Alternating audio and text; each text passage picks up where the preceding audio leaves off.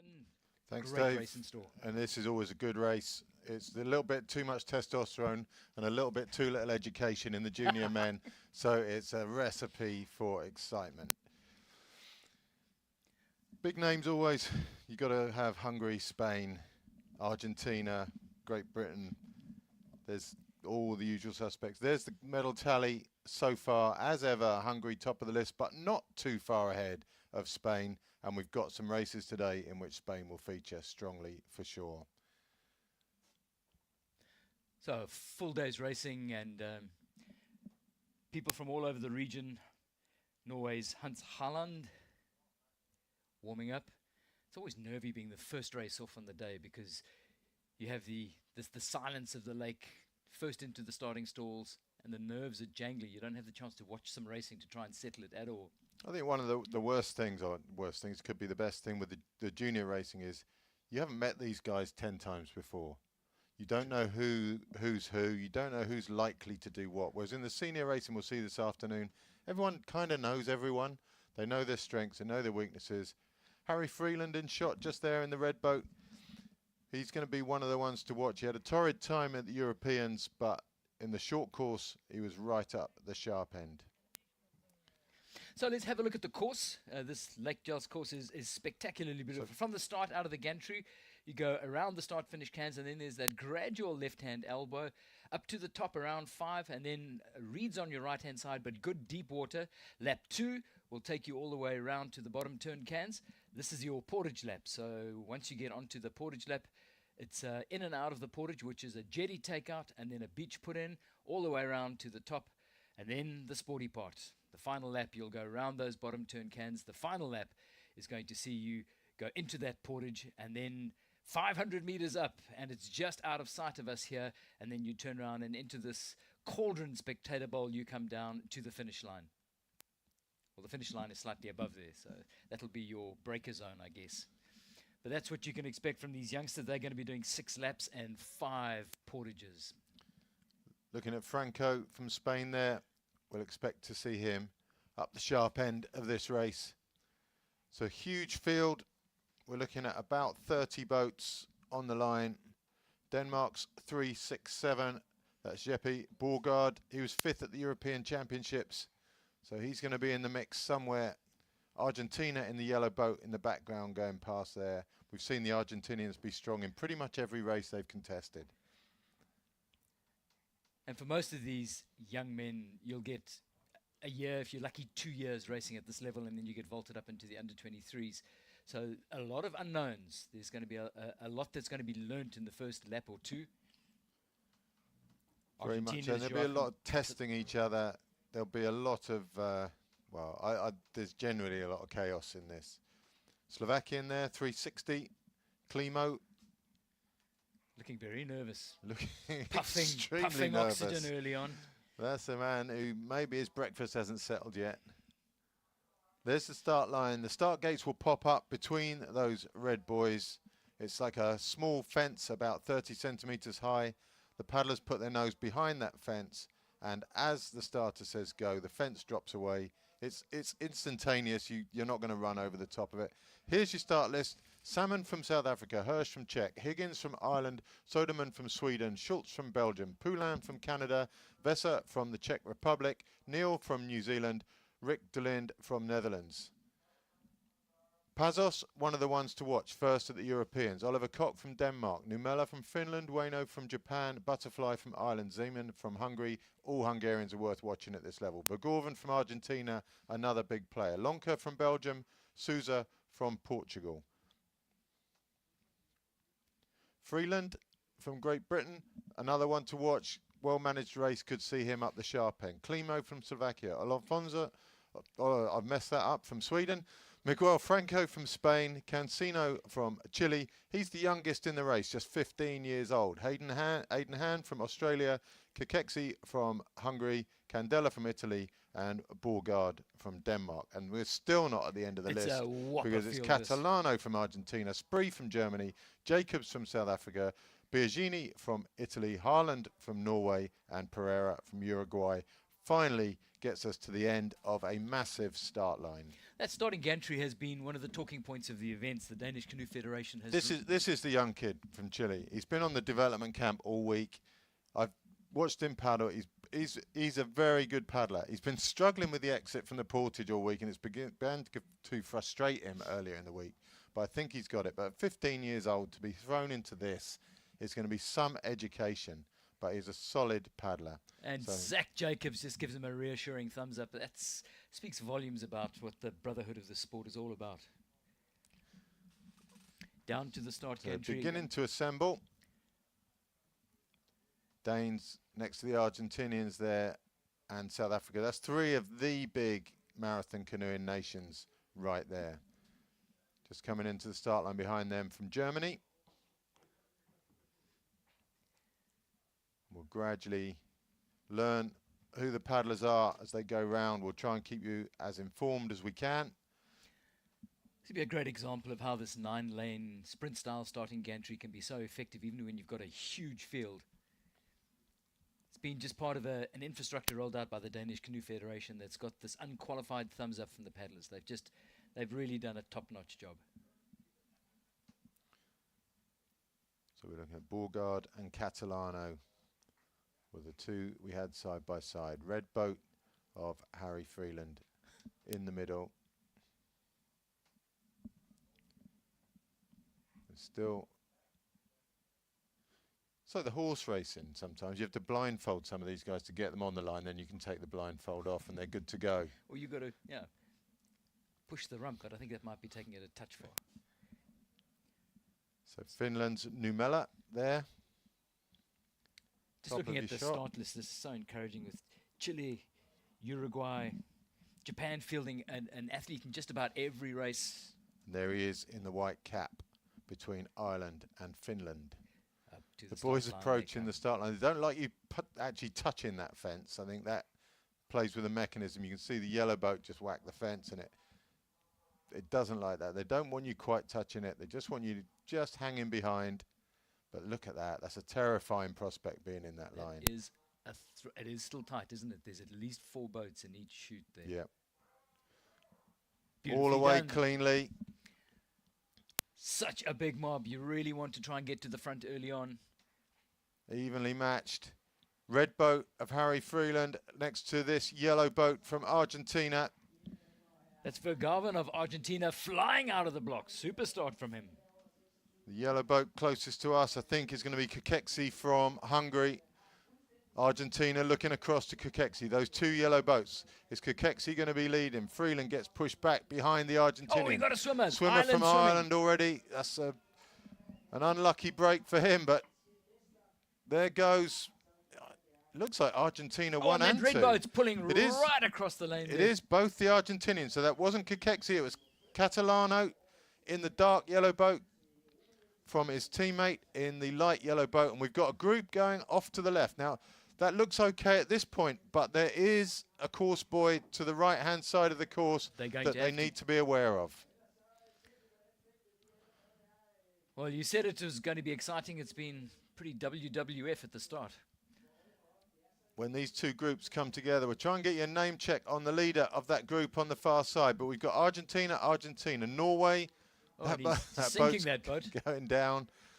We'll get back to the race as soon as we can. There we go. So I'm not sure who that is in the red boat at the top of your screen. I can't quite see the numbers from here, but it's going to be a 2-horse race to that first turn buoy.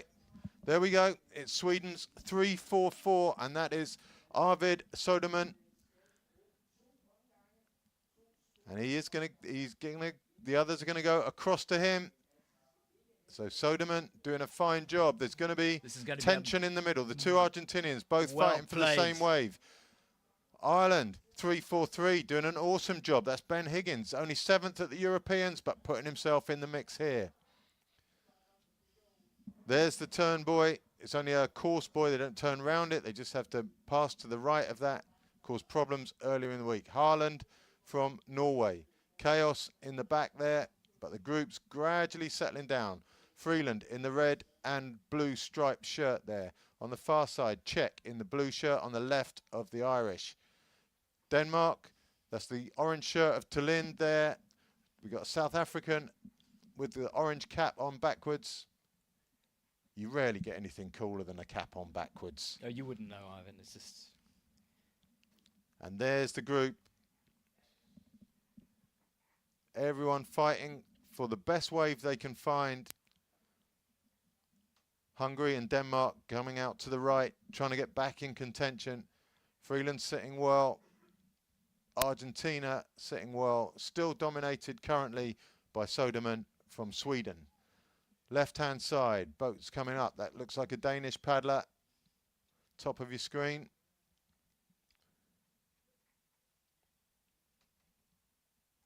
And there in the green boat, at the back of your shot there, is the youngster from Chile. In touch. Eyes wide open. That's Luke Salmon in the orange cap. Looking around to his right as that massive group heads up to the top of Lake Yels.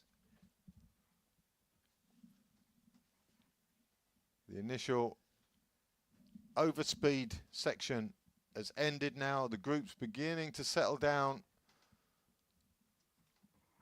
Everyone looking for a place in that group. Sweden, Argentina laying down the rules at the front. Strong start by the Irish paddler. Ireland did well. They got a free ride up to the front with Sweden. Well managed. We saw Ronan Foley yesterday in the under-23s execute a beautifully well managed race to overhaul the Danish favourite down the last 200 metres. Another orange buoy in front of them. They all have to pass to the right of that also. So those two paddlers out to the left, distances are hard to monitor, but they have to pass to the right of that course marker buoy. It does look like they're cutting across. It's some way ahead of them. In they go. As the Czech paddler comes up to that The buoy. Italian having to come across fairly sharpish, and I don't know. We're not close enough to pass comment on that. Looks all good. ITOs on the floating Nordic chair will have a first-hand view. And here we are. Second start of the session is the women's C1, and we've seen a lot of these athletes in action already this weekend, whether it be in the short course or in the under-23 C1s yesterday. They're off for more. Annette Vejen in shot there. She was victorious. She's not in shot anymore, so I'm a day late and $1 short as always. Already a swimmer, and that's Ohashi from Japan. Tishankova from the Ukraine. Second Ukrainian, the big name from Ukraine in this race, always Ludmila Babak. And there she is in the white cap and the yellow and blue boat. Vejen to the right of shot now. She won the under-23s yesterday. She's going to have something to say about it today. Full of confidence. Martin from Spain. Now Babak has had health problems in the lead up to this event. Nothing serious, but enough to take the edge off. So maybe we won't see Babak at her best. And the Japanese still struggling to get in her boat in the background there. Hoping that Vejen has recovered as well, because it was a pretty impressive performance, a lot of it on her own. So, and it was relentless. I mean, it was a flat-out display from her. So I'm assuming she did the ice bath and a good night's sleep and whatever it is she likes to eat to recover and get herself back into top shape for today's race. So Tishankova leads from Babak.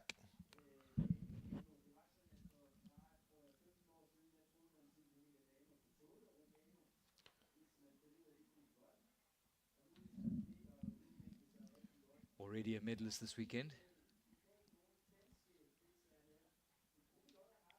So good race on. The blue boat there, we saw her yesterday as well.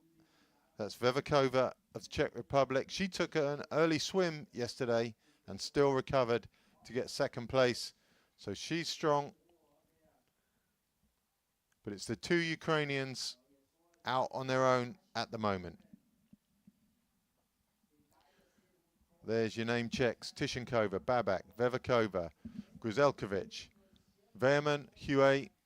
Huey always with her hair down. Always looks a bit confusing to me. like would annoy you, but she always races with her hair down. And that's how you can spot her in a crowd.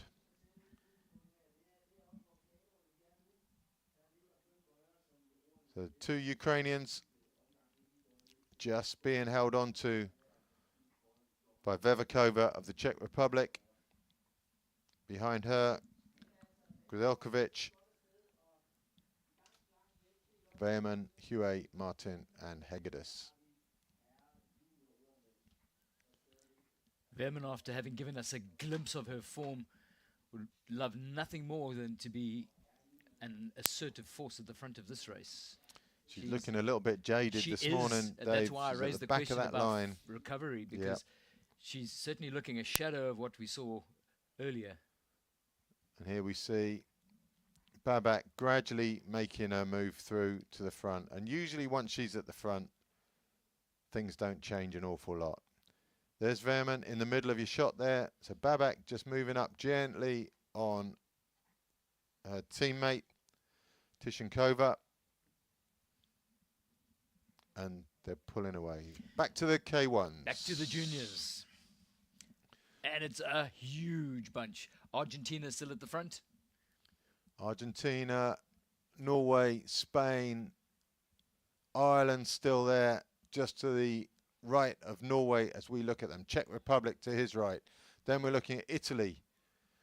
And there's a standard group formation. It's Italy on the left-hand side of that group. So Italy, Czech, Sweden, Ireland, Argentina, Norway, Argentina, Denmark right against the reeds there. Ooh, Spain between him and the Argentinian. So big group. Few missing from that group. They've shed 4 or 5. Through comes the Spaniard taking on the Argentinian. Argentinian moves out to the right, perfectly legal, says no. So what the deal is here, that the Argentinian has an easier ride than the Spaniard. Spaniard wanted to come round his outside and take his easier ride off him.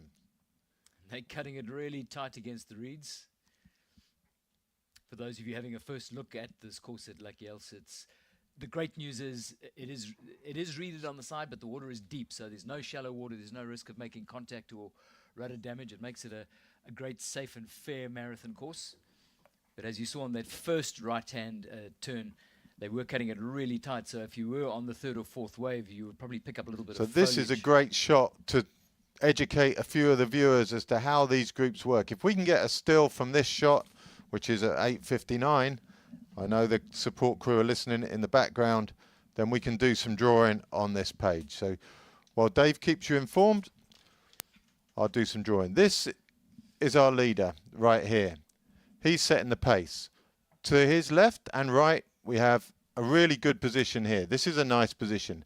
The best of the best, though, circled in white here, is this man. He has a wave from the 3 boats in front of him. The people who maybe not are so happy in this group, this boat here and this boat here, second wave out. They don't want to be in that position. So what these guys will try to do is come around to this position here, which moves this person back into the V-wash. So it's hard to see on screen always. We'll try and give you another view on that later. But there are also good places right back here. This whole group here are untroubled by the changes in speed. They can just move from left to right. And generally, the best positions are in a straight line down the middle of that group. So the nearer you are to the midline of the group, the safer you are. So that's a brief education, and we'll try and do that again later if we get a different shot. But so here we are.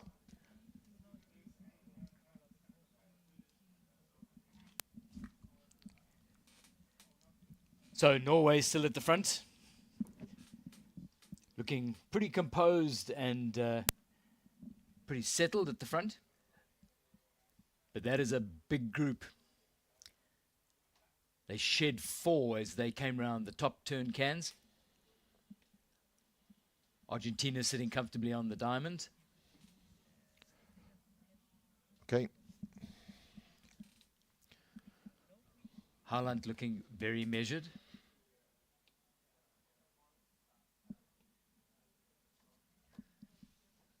Ireland just on his left, Argentina on his right, Ireland on the diamond, Spain on the outside, Czech on the left. So that is a beautiful picture of a well-managed group. Freeland back in the back of that group from Great Britain in the red boat. The white boat looks like potentially a South African. And the speed goes up. Haaland puts down Chaos the hammer. from the dark yellow boat of the Argentinian. He thought that somebody to the left was... No, he's just struggling. He's struggling for speed, the Argentinian. He's just settling in now. The group Concertina's back up. You'll see the orange boat there will gradually move up to the tail of the yellow. The blue and yellow boat should move up behind the boat of Ireland. You see him going up there now. And everything reforms. So at the back of that group, your changes in speed are just buffered by all the little expansions in front of you. So if you're happy in the waves at the back, it's a nice, safe place to be. Portugal, 358, did a good job there. Sousa from Portugal, I'm sure. We saw his teammate race in the under-23s yesterday. Superb race. So I'm sure that the education filters through to the youngsters. Norway round the turn, Ireland to his left. Czech Republic going to be squeezed onto that buoy. It's going to be a bit tight for him getting round. Everyone round in a nice, orderly fashion. Haaland being very gentle, leaving 2 spaces to his right. Ireland comes through. Haaland happy to sit back. We have a new boat at the front. Haaland pulled the whole of that first lap at the front. Main beneficiary here, the Argentinian in the dark yellow boat, slides across from behind Haaland to behind the Irish, and he stays on the V, doing very, very little compared to the others. When we get another shot like this, Ivan, maybe you can unpack why that diamond position is so much the optimal one. We will do that. Maybe when the group thins down and we can get a bit more space on screen, we can do that, but it's... Argentina going up to take on Haaland. Squeezes Haaland back into the V. Now we've got a team tactic here because he will, I think, let his mate squeeze him back into the V. Here we go. And the only downside here is they've both been outdone by... Luke Salmon is now forced to go up on the... Oh, and there's been some contact. That white boat goes sliding out to the left. So that's the South African. Out to the left, it was the Portuguese, caught his tail. Maybe we could get a replay on that. Around goes the Argentinian again on the other side. He definitely does not want to be second wash out. A little bit of an aggressive hold off by the Czech. Possibly a deviation too far for him. That's a little bit hectic. There's still contact between the Argentinian and the Czech. The Czech won't let the Argentinian in, and he really should be letting him in at this stage. Italy make their way to the left. That was a little bit too aggressive, and that's what we said about the juniors. There's an awful lot of testosterone and not a lot of education yet at this age. Now, the lucky thing is that there was Zach Jacobs who was spun out, and he's super streetwise. So he recovered beautifully, will remain composed, and I'm sure we'll bank that memory, and when the time is right, it'll come back with a bit of interest.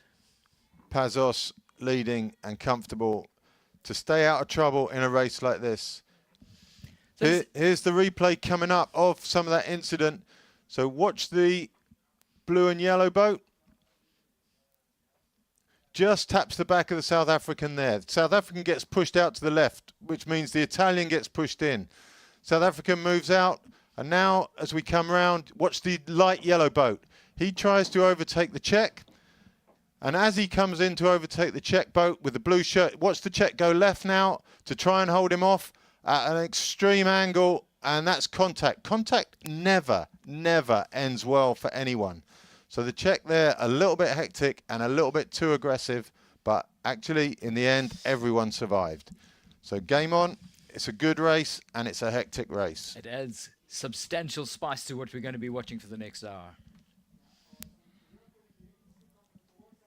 So everyone's settled. Heart rate's coming back down to something resembling normal.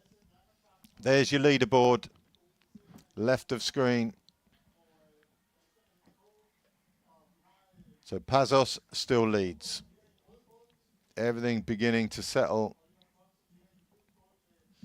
2 Argentinians in that front bunch and connecting and working together as we saw a few minutes ago.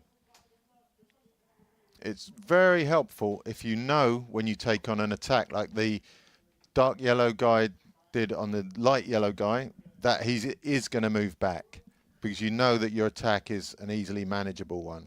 You don't have to do too much.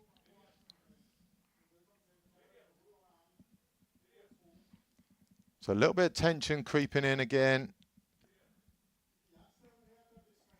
You see how the groups change shape slightly on this right-hand side. The red boat's moved up, white boat's moved out to challenge him. Leaves a gap for the dark yellow boat to come through. The white boat will want to close that, but he's too slow. Those Argentinians are really sharp at seeing these openings. Straight through. So this is a lesson. Don't mess with the Argentinians. They're properly ahead of this game.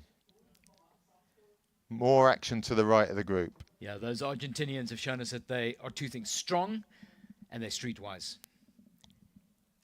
which is often the chink in the armor in the junior race. There's a lot of strength, not a lot of street wisdom often. But those Argentinians, they can see a gap.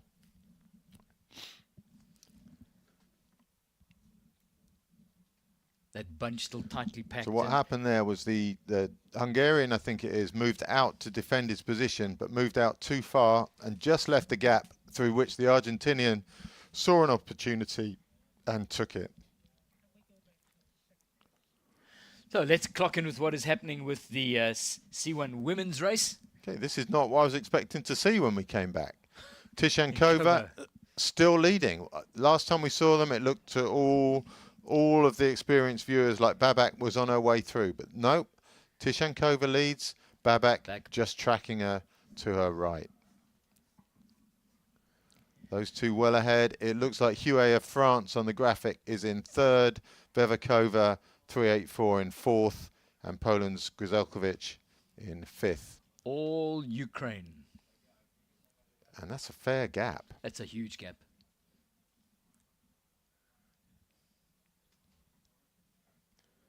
So there's Huet, hair blowing in the wind. See what I mean about that looking a little bit uncomfortable?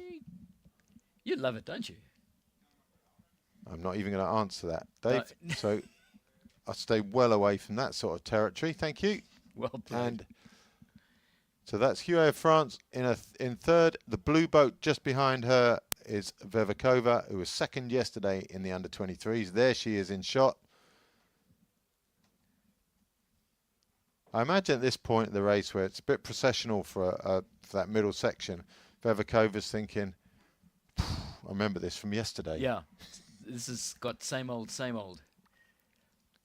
Grzelkovic from Poland, and that's the red bow of yesterday's under-23 winner, Vejen from Germany. Then it's a whole minute back to Hegedus of Hungary, and even further back to Martin of Spain. Extraordinary that Hungary can't put out a women's C1 that can contest this race. I was just about to say how accustomed we are to seeing strong Polish sea boats, and the one thing that leapt out is no Hungarian. Yeah.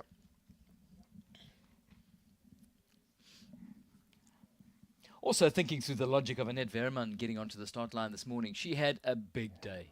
She really did. But if you're going to soak up every opportunity and race against athletes of the highest possible caliber as part of your growth and development, maybe it's a great opportunity, but it is a big, big ask. I think it's the emotional comeback from a day like yesterday, I think. Yeah, I'm not sure I'm pretty sure she wasn't expecting to win yesterday by her reaction to winning and how her behaviour on the podium and stuff. That was a huge day for her. What's the point of today? It's not going to be better. It's just like you've come down from that massive high and now you're being asked to perform again. And I think that's a big ask for She her. was so good yesterday. I mean, she was a cut above the rest. So, and it's quite, if we were looking at an opportunity to do a litmus test up against the very best. I'm going to put her down for third today anyway. It would be a solid grind back in from third, but we saw what she was capable of yesterday. Very, very single-minded. She gets into a bubble and just grinds. So this is the first time ever in the time I've been watching the women's C1 that Babak has not been out at the front on her own at this stage of the race. She's not far behind, mind, just about 4 lengths down. Huet of France.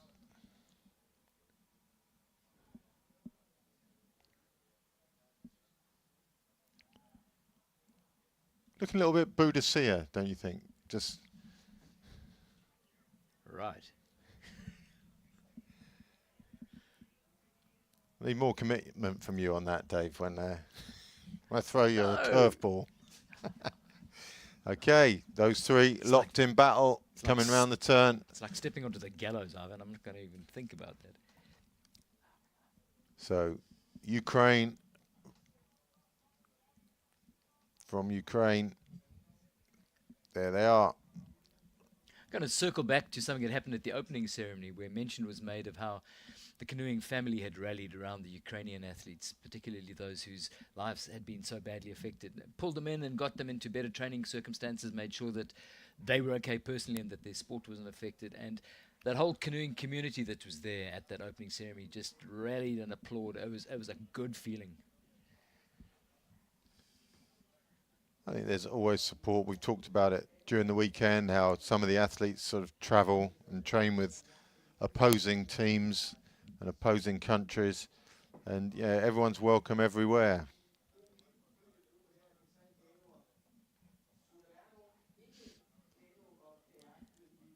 It's one of the features of our sport that we really need to protect. I mean, there's been regular appeals from people who've got problems with equipment that's broken, boats that haven't arrived, and it'll pop out onto a WhatsApp group or onto Facebook and say, help, I'm in deep trouble. I've come around the world and and people just step up within seconds to help. So here we are back with the K1s. Argentina. 2 Argentinians and a Spaniard. Tucked in behind them, I think it's Denmark. Maybe not. Hungary. It's Hungary on the back. Catalano at the front with Vergaven. And we're down to 4. So something big happened. And like we said at the start, the Argentinians are definitely a team on a mission. That must have been one dramatic burn to can open that opening pack. You can see the exertion on it. These were the survivors and the chasing group scrambling to try and reconnect. That's a long way. That's a long, long way. It's a confused change in that front group. Graphic says Luke Salmon is out of the race. That's probably a swim, I would imagine. So Zeman from Hungary leading what is currently the chase group with Ireland, Italy. We've got the Portuguese back there. We've got the Czech out to the left of that group. But Zeman lumbering along, trying to close the gap. There's your front group. And maybe that's the shot we need to show you why that back wash, or maybe is so effective. So there's. So let's look at our graphic again from a moment or two ago, where we've got 4 boats at the front. So on screen, off from this front boat, we have a wave that comes out in this direction and a wave that comes out in this direction. Let's take that. Let's take the graphic that Ivan's working on. And both of these side paddlers, 1 and 2, are sitting with their bow on the wave in front of them. Now this guy at the back, who I won't circle in green, this guy has the wave from this boat, and this boat. So paddler 4 has 3 waves to sit on, and he's using about 30% less energy than anyone else in that group. Put a number on the immediate outside wave as an energy saving. There's always talk about this. I'd be making it up, Dave, to be fair, but 15 is the popular 15 number. and 30. That would be my suggestion for that. But there they go. They're all working in a group. Ideally, you rotate that group round.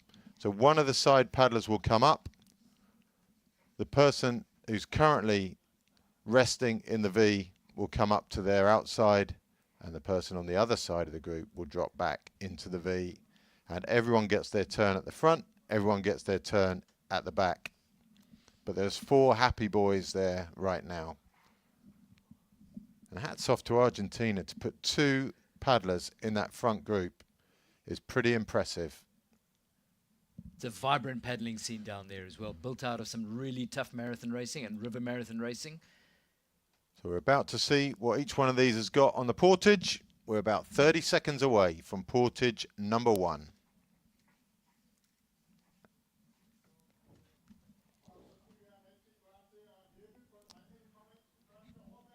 Argentina and Spain, typically very well drilled. Hungarians, a little bit shaky sometimes. Superb on the water, but maybe not quite as well drilled on the Portages. One Only Argentinian one going going left, right. one Argentinian going right. All 3 going left.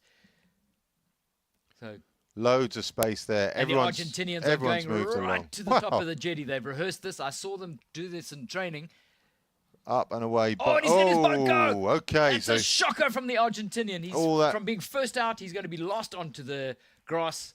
no real stress because it's only 4 of them, but that would have been a big mistake had it been a 10-boat group. But his heart will be in his throat right now. That was nearly a schoolboy error. He's running past the Hungarian. Hungarian looking the least comfortable on the run. Great run from the Argentinian and the Podium. So first in. Vejen, super good on the Portage.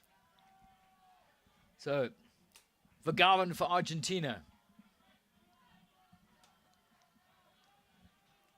Hungarian, as we suspected, just a little bit less sharp. Well, that's a solid recovery from Catalano. After that heart-stopping moment of nearly letting his boat go on its own.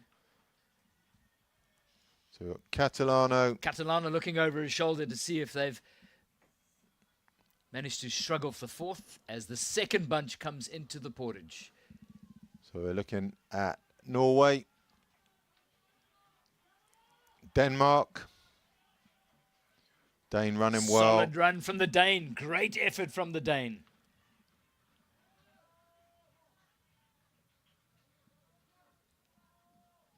Foot in, other foot in, gently down, and off you go.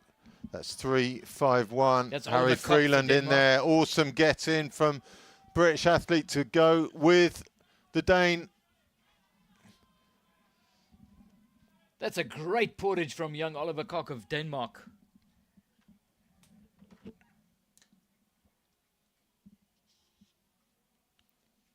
Just changing the rules of engagement in that second bunch in one portage. The Norwegian looks every bit like his day's almost over at the back there. Pereira from Uruguay there. And there's the view they have to the 4 leaders just going round the buoy at the short turn there.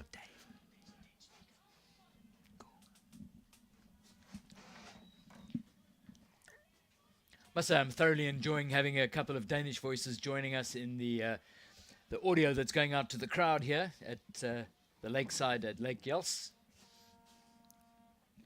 Good to see the passion for the sport and the knowledge of the Danes. So through goes Catalano. At Spaniard speed. drops back. At speed. He gave a little heads up of that to his teammate. Vergorven will move out to his left. Oh, we didn't see it all unfold, but let's assume he did. All is settled.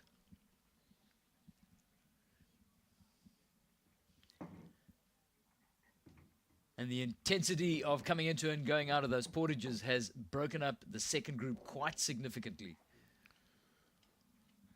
But those are your leaders, not settled at this stage. So Vergorven hasn't gone to his left as yet. Japan. And he won't have gone to his... There's the little guy from Chile in the green boat. He is hanging in there beautifully. That's a great run. And he's practiced this portage so many times. I really hope it goes well for him today. Let's watch the put-in. 15 years old. Looks like he's been doing this forever. Absolutely. Nailed it. Played, lad. Absolutely nailed it. And he's so far ahead of the other guys that he came in with. That's a reward for his practice. Hats off. Youngest in the field. So Benjamin Cancino, you have a lot to be proud of out there today.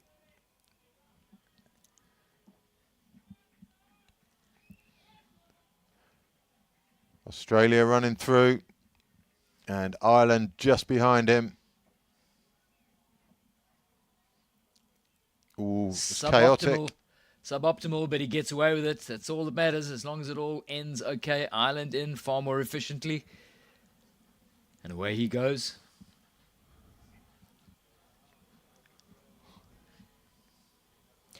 Ivan, every now and then you see these magical building block moments where you gift a youngster an opportunity to perform and they just seize it with both hands and more than deliver. That young man is one. I'm thinking of the Egyptian in the sea. Yeah, in the and they were both on that tip program that the ICF are running, and they've just got an awful lot out of their week. You know, to watch that youngster do that, I've saw him earlier in the week. I say fail. I don't mean fail in a nasty way. I saw him fail to get in his boat so many times. Yeah. And the frustration was building and building and building. And he just kept going and going. And now he's got it right. And he's got it right on the day. Yeah. And that's it's beautiful. So we've got something interesting at the front here. We've got the Argentinian leading. Vergorven in the light yellow boat on his tail knows full well that he should have gone up the side by now. So now he should come to the right-hand side. But he's not. He's holding off the Hungarian at the back, not allowing that group to open up to a diamond shape and give the Hungarian some rest. And that's literally just deliberately annoying the Hungarian and working the Hungarian over.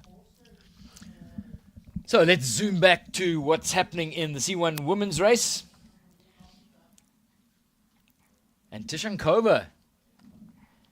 It's still Tishankova and Babak, predictably enough, at the front. But Babak is now almost, it's difficult to see from the shot, Ivan, but I suspect it's pulled up alongside.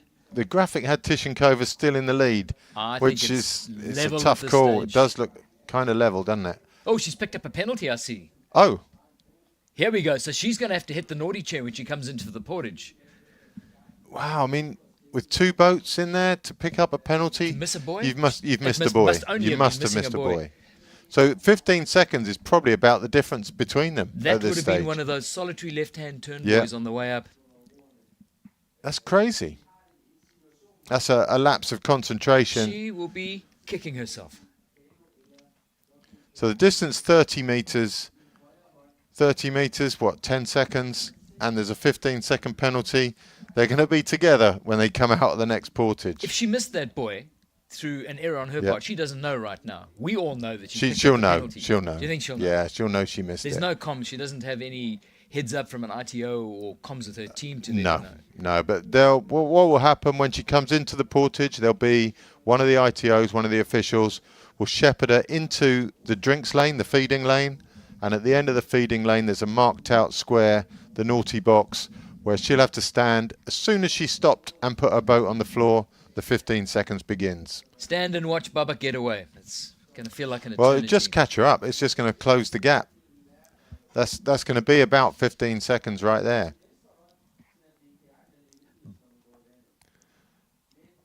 The interesting thing is whether Babak knows. Babak is a long way back. She is not herself out there. That is not the Babak we're used to seeing.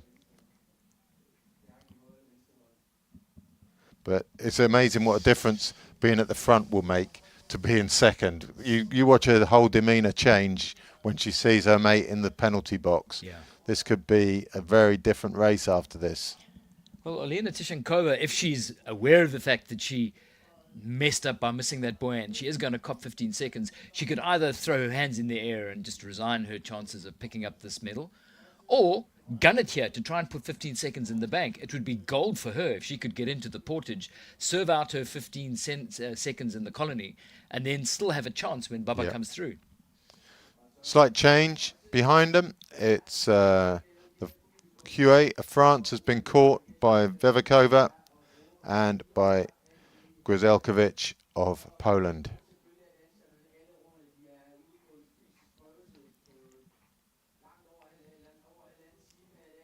Birds flying in front of the camera shot.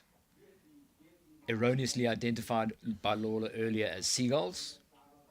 They are seagulls, Dave. I'm just saying.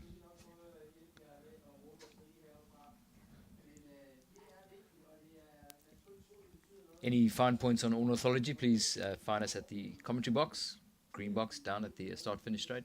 Lawler will help you.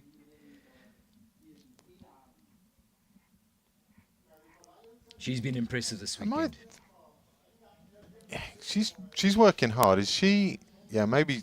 Even if she hasn't been told, she'll know she missed that buoy. And for her to try and stretch out 15 plus before she gets to the naughty box would be a good plan, I would think.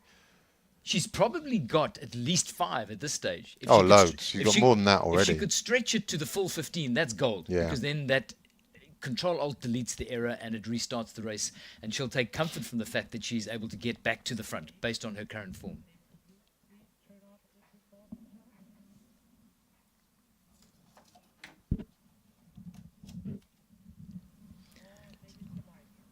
So Tishankova probably 10 seconds at this stage to the good.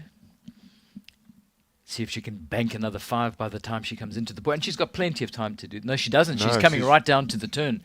They're heading down to the turn. It's so deceptive on screen with every bit of this lake looking the same as any other. So they're coming in now. They're 30 seconds away from their portage. Tishankova will find out at that portage. We'll see the ITO herd her across to the feeding lane. And it looks to me like Babak will be first out of this portage. Not by far, though. Not by far.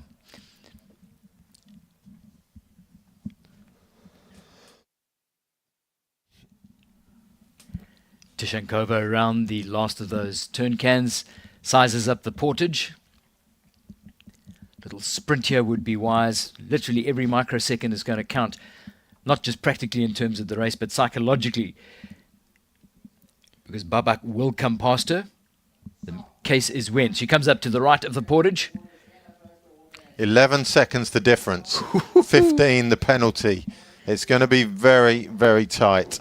Tishankova up and running. She needs to run hard because she's got a 15-second rest, remember. Correct. She could run super hard. If she knows she can get running and absolutely cane it down this portage. Babak up, not running yet. Not urgent. There she goes. I just think she's not very happy today. So the official's already told Tishankova that she's got a penalty and just run harder. Get in there. The time penalty starts when she puts her boat down. Put it down. Put it down. Click. They do that so often, the athletes, when they come in there. They stand there still holding their boat and you've got to put it down. She's watching now. Let's zoom wide to see where Babak is right now because Babak is coming through, has gone past her. And inside there is a little smile. Well, maybe that's off Tishankova comes. She comes running down. She's lost about 5 seconds. 5 seconds, yeah. And spent a bit of emotional energy. You saw her haranguing with the ITOs. She's losing another 5 now. Scowling at her team that was trying to calm her down, I'm sure. Oh, and she really does need to fire the afterburners here to get back onto the tail of Babak. She's lost a lot of ground on that portage. And it's taken the wind out of her sails. Now, come on. She was so strong on that first lap. She just needs to bank that memory. It'll take a little grind to get back within contact. And then we have a race on in this women's C1. That gap's opening. I mean, that gap should have been 3 to 4 seconds. Yep. And it's, I don't know, 12, 13. It's that is a big gap. It's turned this race on its head. In the background there, you can see Grzelkovic just coming into the portage. She's in 3rd place. My prediction of the German coming 3rd looks like it won't come true. There she is going around the bottom turn, currently in 6th position.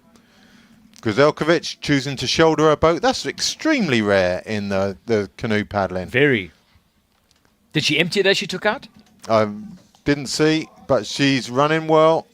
Coming in for a drink. Drink managed very, very well. Not even a break in the stride. The Japanese could learn from that. I guess that is a quicker way to Portage. If you've got the game management to lump that big craft onto your shoulder, it's much quicker than dragging it and having it. Remember, these are bouncing 2 against. kilos heavier than the K1s as well. So it's 10 kilos is a big difference to 8. So it's Grzelkovic ahead of Vevikova, ahead of Huey. And Vejen. We're back with the front of the men's K1 race. Still not a done deal, those two groups being separate. Oh no, this is the front group. We were looking at groups 2 and 3. This is the front group. They're Argentina, coming in Spain, Hungary. to their second portage. Pazos and Vejen at the front. Kakeksi and Catalano. We saw how efficient. We got one of the women's C1 on the pontoon at the same time. Portage time. We saw how efficient the Argentinians were on the last one, even with a bad get out. There's that dangerous moment where they let go of their boat and the boat floats independently. That's fine if the rudder's still straight. Yeah. The rudder's to the right. It's going to kick out. It's going to kick out and they're going to be in trouble. Argentinians going into the seconding zone. Super Nicely quick done. changeover. Beautifully done. Nearly took his man and down he's still there. in the lead. Just cutting off the Spaniard as they head back down to the water. It's the Hungarian and Catalano who are at the back again on this one. Whoa, what a great put in from Catalano. World class. And look at him. And that's gold. moly. And it's cannoned him right back to the front of the race. Well, that's the value of that high-speed put in when it works. That was worth at least 3 seconds there, wasn't it? He was behind Pazos of Spain, and now he's come up to the front. Just sling, is he going to push on? Slingshot right to the front of the race. He is going to push on. From 4th at the Portage takeout, he's now at the front. This is going to put it into the Hungarian. I'm going to say the Hungarian is fighting a few emotions right now because that gap isn't going to close without him closing it, and he's on his chin straps already. That is going to be a long, long chase for Hungary. If the Spaniard can get up, maybe Hungarian desperately trying to get in touch with the back of that Spanish boat to get a tow up. He's had to come out wide. He's looking for a wide wave. And Catalano putting in the hard yards. Whatever happens here, Hungary has had to pay a bit of money to get back in contact with this group. I think that message from Catalano to his teammate is, come on, we can make this stick. Hurt time. Here comes what I think is group 3. Czech, Great Britain, Denmark and Denmark.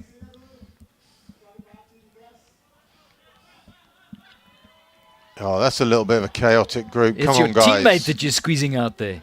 Nobody wants to take the lead. And that's there's the group in front of them. Ireland, Portugal, Italy, +1. They're still arguing in this group at the back about who should take over. And that's the second Hungarian there. That's the chase group. But there's your leaders. And still, it's a 2x2 group rather than a diamond shape. There's potential all three of those are picking on the Hungarian because they just haven't opened that V for him at any time. It would be such a bonus for them at this stage in the race, lap 4, to be able to reduce it to 3. Settle, compose themselves, and then start the arm wrestle for medals. As long as there's 4, it's always going to be intense.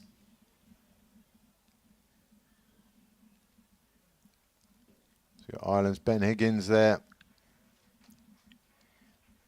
Yes. That pace, I pace think is have we got a team thing going on there with the Spanish speaking, all against the Hungarian. We saw them go up in that same formation last time. It's not a natural formation. It's an artificial one. And the only reason for running it in that shape is to harm the Hungarian. Zach Jacobs pretty much on his own in the race at this stage. Was barking with the big dogs early on. You saw him have to manage that spin out. But the Cape Townian kind of isolated in the race right now. German running through. Tough place to be. Good committed run.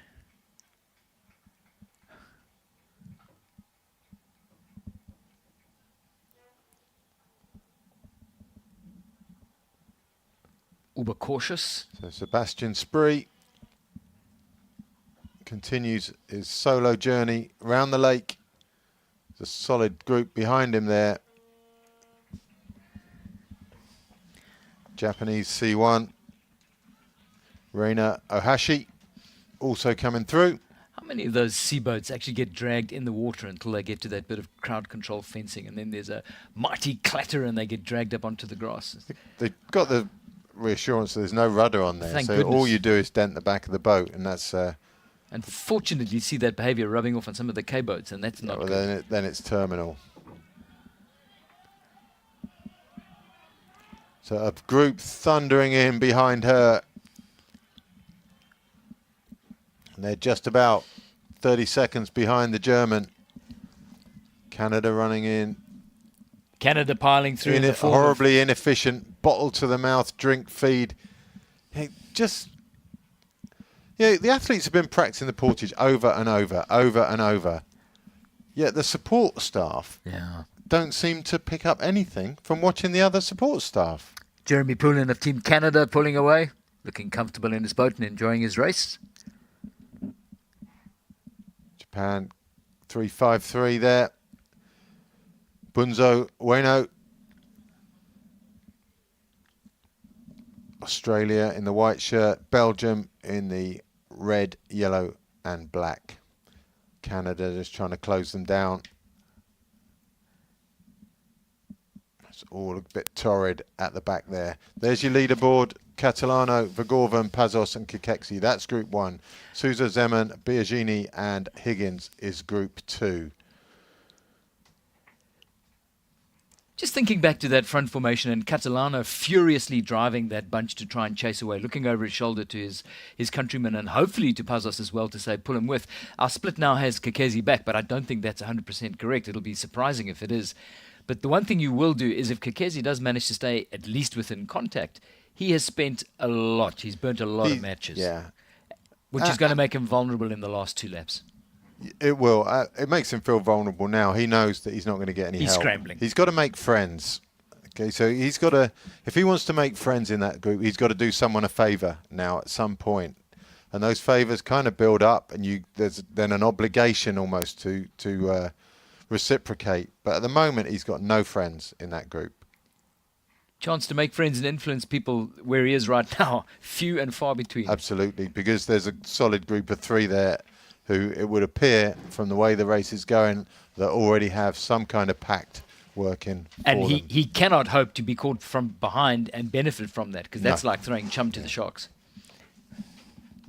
The second group doesn't look like it's got the meat in it to make that gap close. It's a front group of 4 away. And so let's run a rule over what is happening got. in this race between Tishankova and Babak. There's Tishankova. Remember, banked that 15-second penalty, which... So Babak on screen. There's your graphic. Is still ahead. Tishankova is the 391. And then Vevakova is 384, who appears to be next on the graphic. Tishankova coming into her right. Probably because there's a boy ahead. So... Babak's had a fresh burst of energy. You said she was looking lackluster this morning, which I go with. But when you get gifted a chance like that... And that gap's bigger than it was when we last saw them. And, I don't know, a mistake. There's no way that with Tishankova, by missing the buoy, and she would have missed it by They're just passing the wrong side of it. There's 15 seconds penalty for that. On the water, you've probably gained half a second, if that. So it's I know it's just a crazy lack of concentration at that point, I guess. We're assuming she missed a buoy. And we can't point a finger at the ITOs. She messed up. It was a... I can't see what else it could have been. So Hue now listed as second, Guzelkovic third, with her, and Vevikova fourth. The graphic on bottom of the screen. So they should be caught by the lead bunch. There's the Spaniard, Argentinian, Hungarian, Argentinian. Now we've got the more traditional diamond-shaped group. Yeah. Spain, 2 Argentinians left and right, and Hungary finally getting an opportunity to get his breath the winner back. out of that picture. Settle down on the diamond. Taking on looked like a gel or something there. And you saw him put the gel wrapper back inside his boat wisely. That's how the rules work. If that gel wrapper goes over the side of your boat into the lake, that's a punishable crime. They're going to get back to the Portage around the same time as the lead C1s.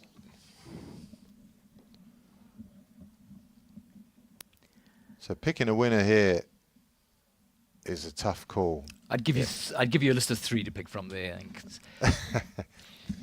And the fourth one would still win it. Well. Those Argentinians look awesome to me. They got huge control over this race. There's Babak out on her own, back in familiar territory. For a couple of laps there, it was all new to her. She was seeing the back of a paddler in front of her, and her body language was poor. That's changed now.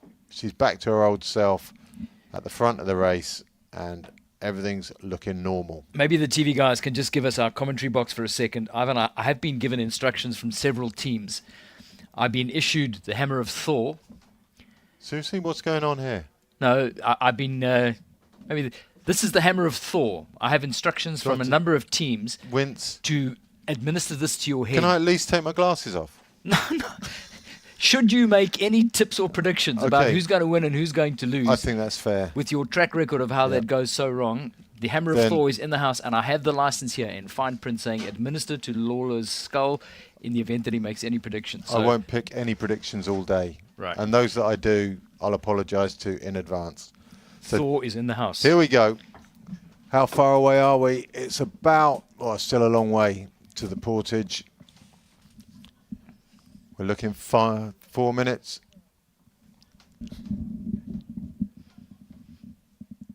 So Spain, Argentina, and Hungary.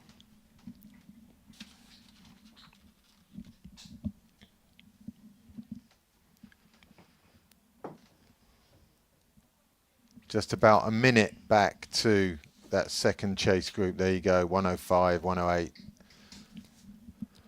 Maybe we haven't said enough about David Pazos. He's been a constant threat at the front of the bunch, and he's been calm and composed. And as much as you've flagged the juniors as being perhaps a little bit inexperienced and a bit reckless, he's looked cool, calm, composed, very collected, and has got to be a threat at this stage. I think by the time you filtered it down to these four aren't the chaotic four. They're the well-organised four. Certainly those 2 Argentinians were all over any mistakes made by anyone else. Yeah, they're going to be in K2 presumably tomorrow. I wouldn't want to race them. So unless they've got another 2 boys in K2 who are equally good, that's got a win in K2 written all over it. Hungarian now, he's had a good solid ride in that V, and his heart rate should be back to something like equal with the others. He just got all those portages to come, and he must be dreading them each time that portage happens. I mean, the entry into the water from the young Argentinian Catalano was phenomenal, wasn't it, on that last lap? This is your chase group. 358 in shot there, Souza. Ben Higgins of Ireland. See, the buzzsaw haircut came out in the Irish team. I don't know whether it's a part of the tour fun and games, but seeing a lot of mohawks and buzz cuts in the Irish team. There's no accounting for taste.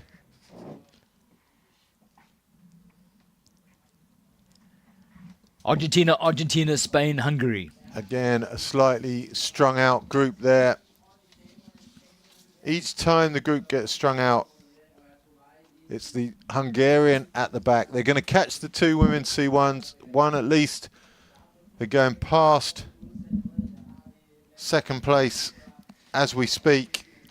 That's Tishankova, and they're going to... Babak is going to be probably on the pontoon as they come through. Yep. So if you want a highlights clip where you can see two race leaders in the same shot, you're going to see Babak on the Portage along with the 4 boys contesting the junior K1. She's looking over her shoulder. She's seen the potential for incident, and she'll be very aware that those boys are coming. She's under no obligation to get out of their way. She isn't, but she'd be, you know, you don't want to be putting your C1 in around 4 boys getting in at that speed either. So safety is the key here for her.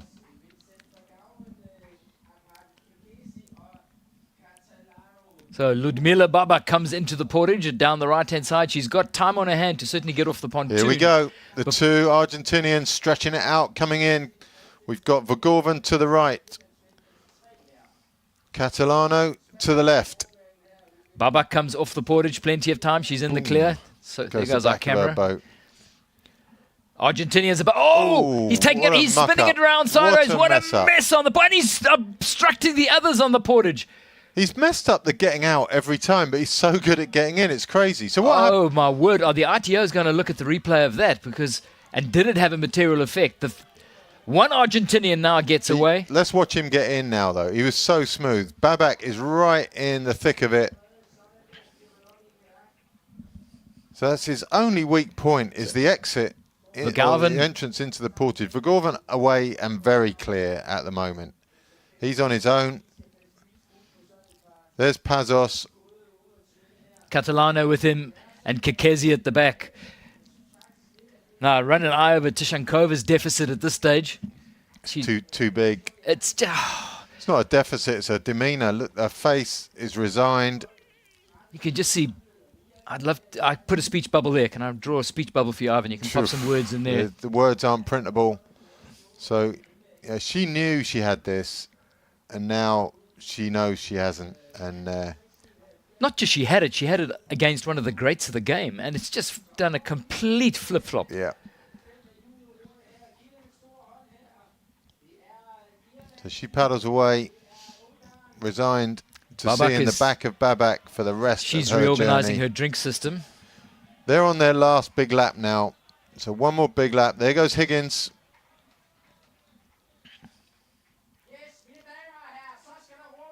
In. And he was lucky it was shallow there, because that only got support from the ground there. That wasn't water support he was using. That was a mud roll. And he's a lucky boy. He knows it. So Higgins. He's in. Oh, my word. Denmark is in.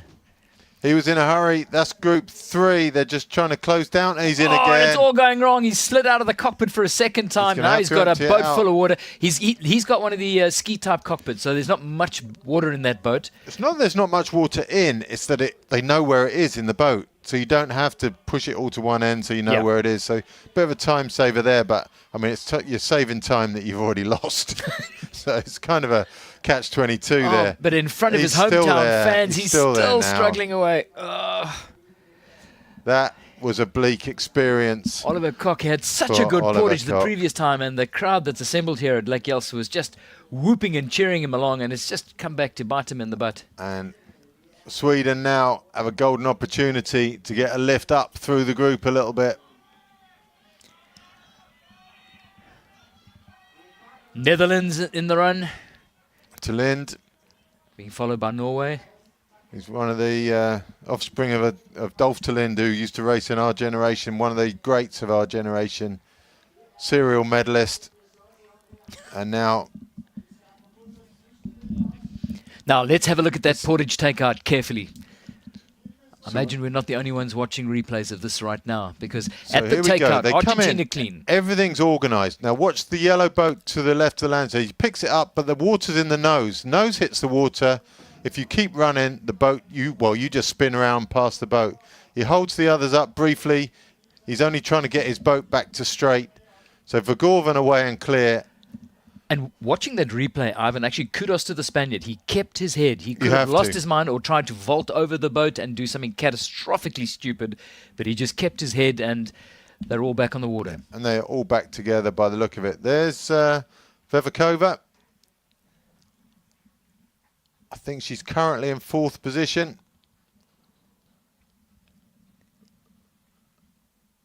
No, she's not. She's well down, actually. So we've got the 2 Ukrainians, then Poland, then France, then Germany, then Vevikova. She's sitting in 5th, 6th. 6th. So German overhauled Vevikova. Oh, we've got a retirement here. Czech Republic to make their way to the end. That's a pained face. That's Karol Vejen. Nobody wants to do this ever. Unless he's genuinely unwell and hurt himself all. It doesn't look like it was terminal technical failure. We might get a message to tell us what that was about. The German running through.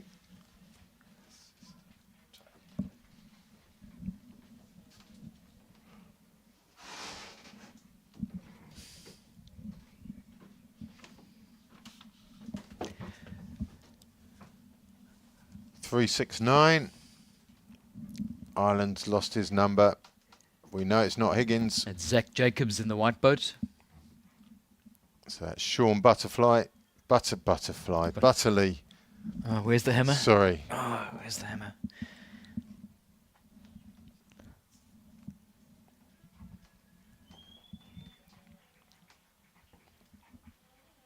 That's Hegedus running through with her C1.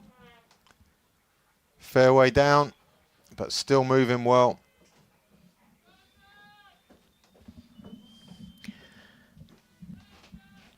Looking forward to catching up what is happening at the front of this. Here comes Butterly.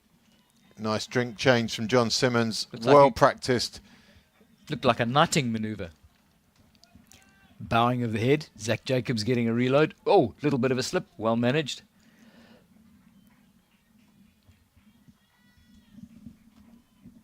So Ireland, South Africa, and there's the big man from Chile successfully What a in his great boat put in. again. Loving what he's doing out there. Screams past Zach Jacobs. Just relishing every moment of racing at this level. 15 years old and performing like that. You're on a winner. Ahead of Australia.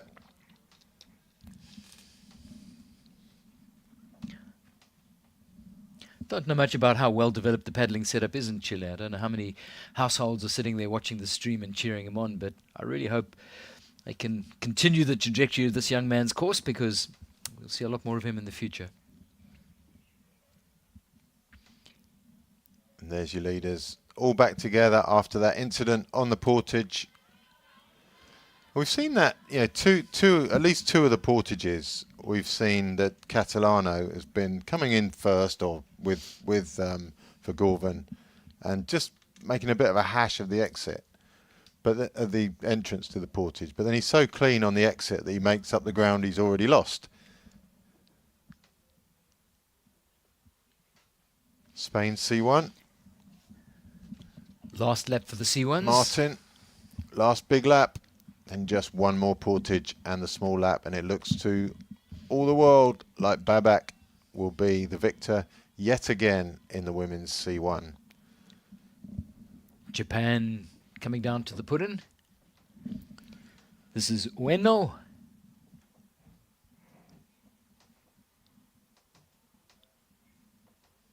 All negotiated safely, and away he goes. Can't remember who it was who clattered into the bottom of our Portage put-in cam, but would have done us all a service if they'd stayed and cleaned the lens after they'd done that. 4 going round the turn can at the top of Lake Yels. You can see the lack of stress in that group by how far out the leader's going. They want that group to stay together now because that's the easiest way of covering the distance. Just taking turns. Spaniard leading from the two Argentinians and the Hungarian tucked in the back yet again. And he's had a bit of an easier ride over the last couple of laps, the Hungarian. It's exactly what the doctor ordered for the Hungarian because he was getting bullied.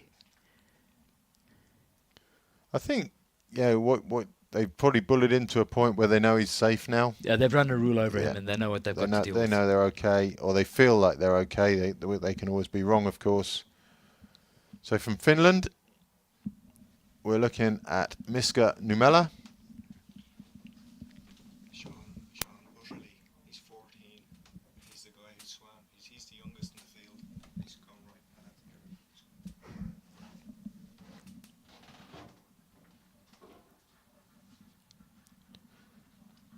Just had a bit of inside info on our claim that the Chilean was the youngest in the field, Benjamin Cancino. That's not actually true. It turns out that Ireland's Sean Butterley, a year younger, and we saw him just moments ago, getting into his boat nice and smoothly. So the youngsters learning early. Group change, Bit of simply done. Yeah. It's routine. Quite a nice.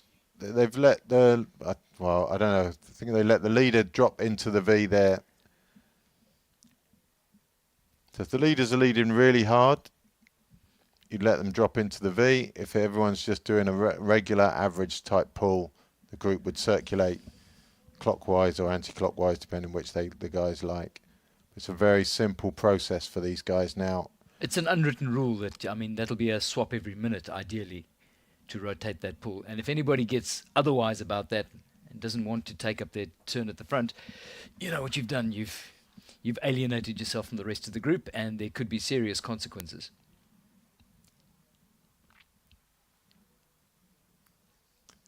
So for Gorvan to the right, Catalano leading.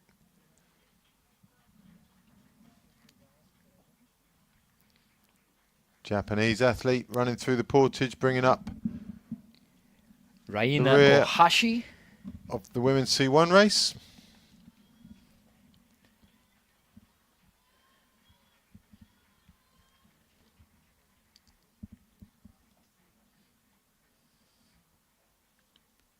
down to the beach pudding she comes.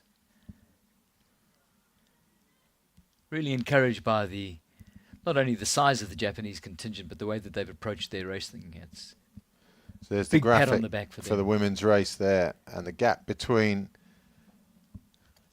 Babak and Tishankova is quite large now. So Spaniard goes to the front, rotation and time. the Argentinians again not letting the V open for the Hungarian. Kakeksi being very tolerant, very patient. His option is obviously to lead. He can come to the front and lead, and then that puts him back in the group tidily again. But I'd love to see him try and do that, because I think there will be a mighty smackdown. the if that three happens. boys, maybe because he hasn't done any leading, are just saying to you, oh, you know what, you're not doing your share. You can sit at the back for a minute. Do you see him as a risk? Can they pull him into that final lap, sitting on the same No, four? I don't think so. I think he's a little bit too vulnerable on the portage. One of these boys is going to get away on that last portage, and it's going to be very, very hard to catch. But you know what? He's there, and he looks relatively relaxed. So we'll see. But I'm erring towards the Argentinians.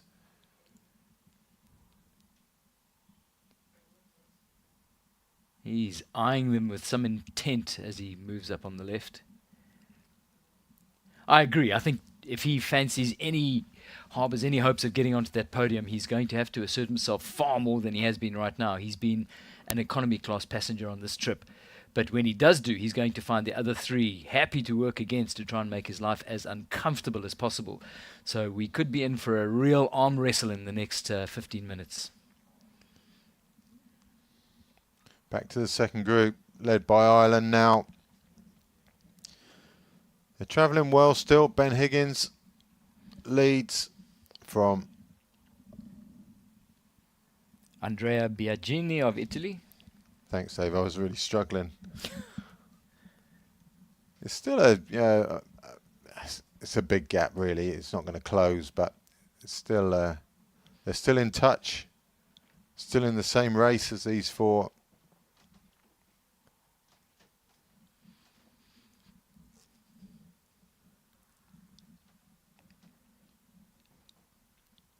Minds will be whirring here because this is the last bit of calm you'll have before things start getting really spicy. I know I can't prove this unless you back it up for me, but I have my people to watch ticks on the left. I have 5 ticks and 4 of them are in the front group. Are you trying to say we don't need the hammer? I'm just saying that my predictions can't go are wrong. looking pretty solid here. I got 4 out of my 5 favourites in the front group after 5 laps of 6. I'm back to the C1s to see how we're getting on there, and predictably it's Ludmila Babak at the front of the race. Just looking like a different human being since she was gifted that lead on the Portage. Just Third group as junior boys coming through with Franco, Freeland, the Italian there in 3.66 is Candela. Luke Salmon with them as well. If you're going to do a water sport, salmon's not a bad name, is it? Babak, she knows it's the end of this lap, it's the small lap, and then it's all over. So I mean, the Irish as named we the watch club her after the come salmon. down the course, the junior boys are headed for the Portage. They'll be there in about 20 seconds. Maybe we can get the cameras down there in time for them. At the moment, it's Babak moving well. Last long Here lap we for go. her. Here we This go. is awesome. And this time it's the Spaniard For the leading in. First time, I think. But for Gorvan in that light yellow boat, he likes to be first in, but he wants to go to the, I think he goes to the other side to the Spaniard normally. Spaniard, yeah, there we go. So for Gorvan's going right, Spaniard coming With the left. And it's Catalano we need to watch. He seems to be the one who can make an error or two. The 2 others coming right to the end. Kiketsi taking out early and running hard. Maybe he's Same- getting his way back in here. So Kiketsi into... Oh! There's Catalano. boats being emptied at the back. Argentina have lost one. So he took the opportunity there to empty the water out. The water was obviously his problem on the previous lap. So he's just taken the opportunity to empty it out. It's a wise move. He knows he can gain 2 or 3 lengths jumping in his boat this end. Hungarian doing a bit better on this run, but was shouting instructions to his support crew. This is the start This of is the final Spain's lap. opportunity. This is where Pazos goes and goes big because Argentina... But Oh, look at what it. a put-in! He's so good at that. Unbelievable.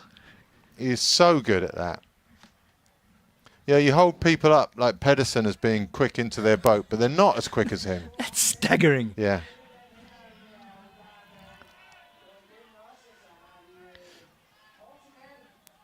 Here comes Group 2, led by Higgins still.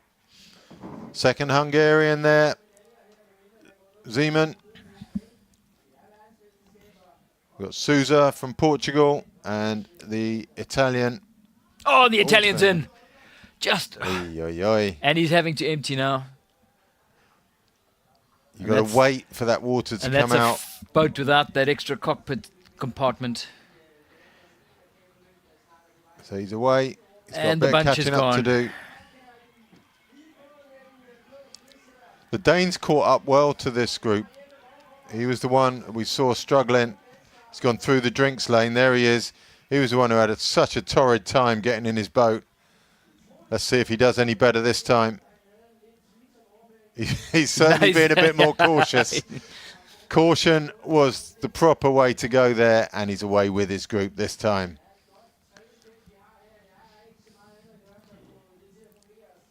You got a get out of jail free card with the water being so shallow there. If you do butcher it and go over the top Yeah. of the cockpit, if you're sharp enough to put a hand down, you can avoid a swim. On a jetty put in, you'd be swimming for all money. Next group out, Spaniard struggling to get his boat out on the right-hand side there as we look at it. Italy 2 running through there. Spain going for a drink. Freeland not taking refreshment on this lap.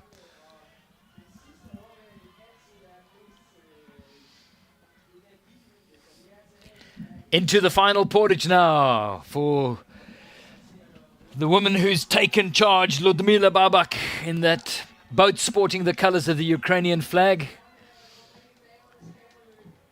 Running all down the right at the landing stage. Dink. Whacks the back of her boat on the post at the end.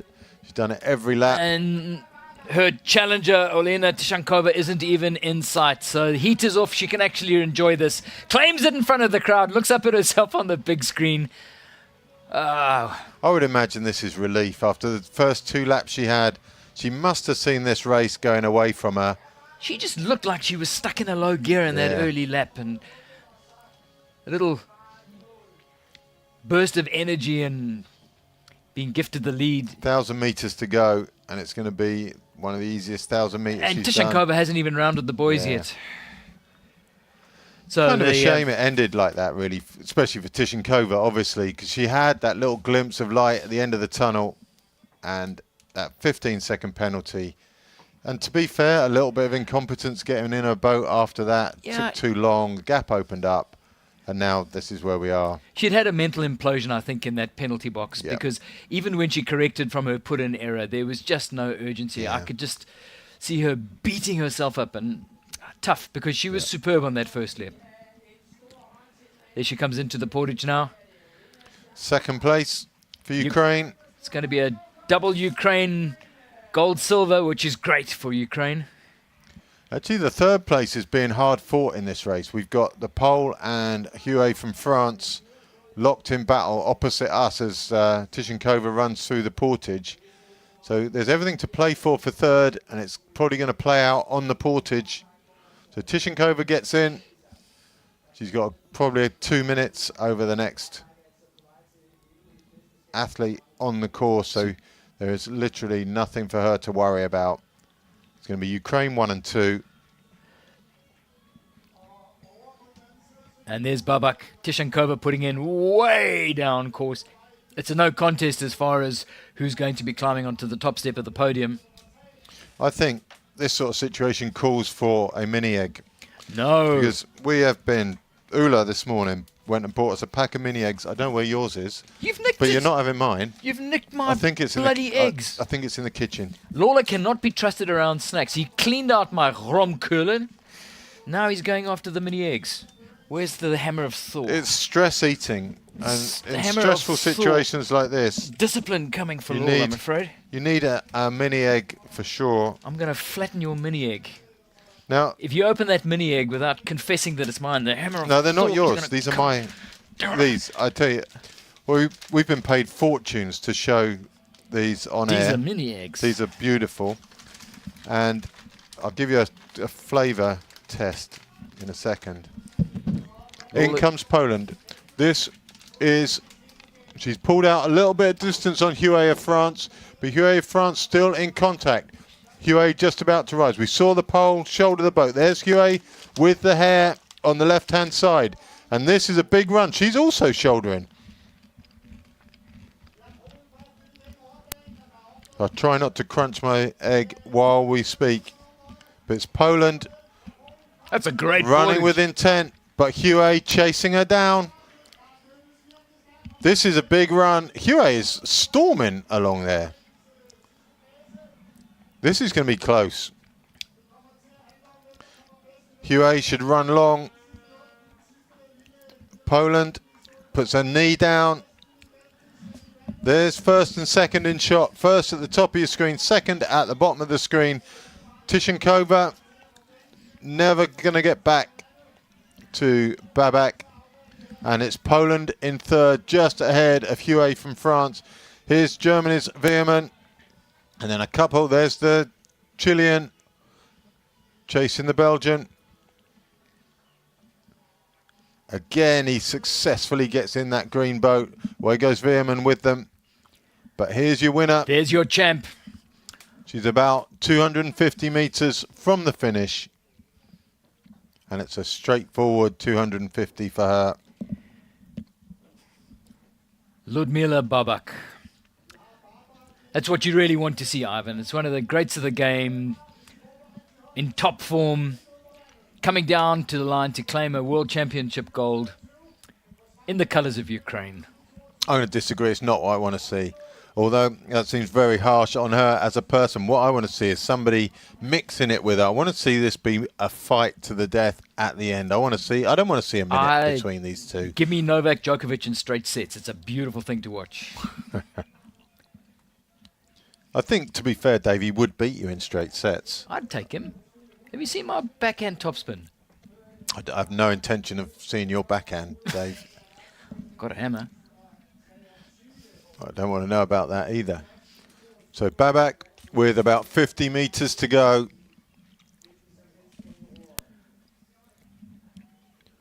First of our medals sorted for 10 more Saturday's strokes racing. and she's home. I think the emotion at the end of this will be relief. She hasn't been well this week. She's cutting it close to that finish, boy. She's going to sneak inside, and gold medal is going to go to Ludmila Babak of the Ukraine. And I think you've read her like a book. That is exhaustion and relief far more than any sort of celebration. I think after 2 laps, she was wondering whether the day would be hers, because this lady, Tishankova, was ahead of her, and ahead of her reasonably comfortably, 15 seconds essentially, and it just all fell apart in the penalty box for Tishankova. And it's not the sort of thing you prepare for, but how your head handles an adversity like that, whether it's a penalty or a swim or a technical challenge that you've got It's to deal still with. game on for third, though. Huey This is gonna has be good. closed down Grzelkovic, and it's going to be super tight. And I would suggest that as that gap has been closed, Huey maybe has the edge on this. She is gaining.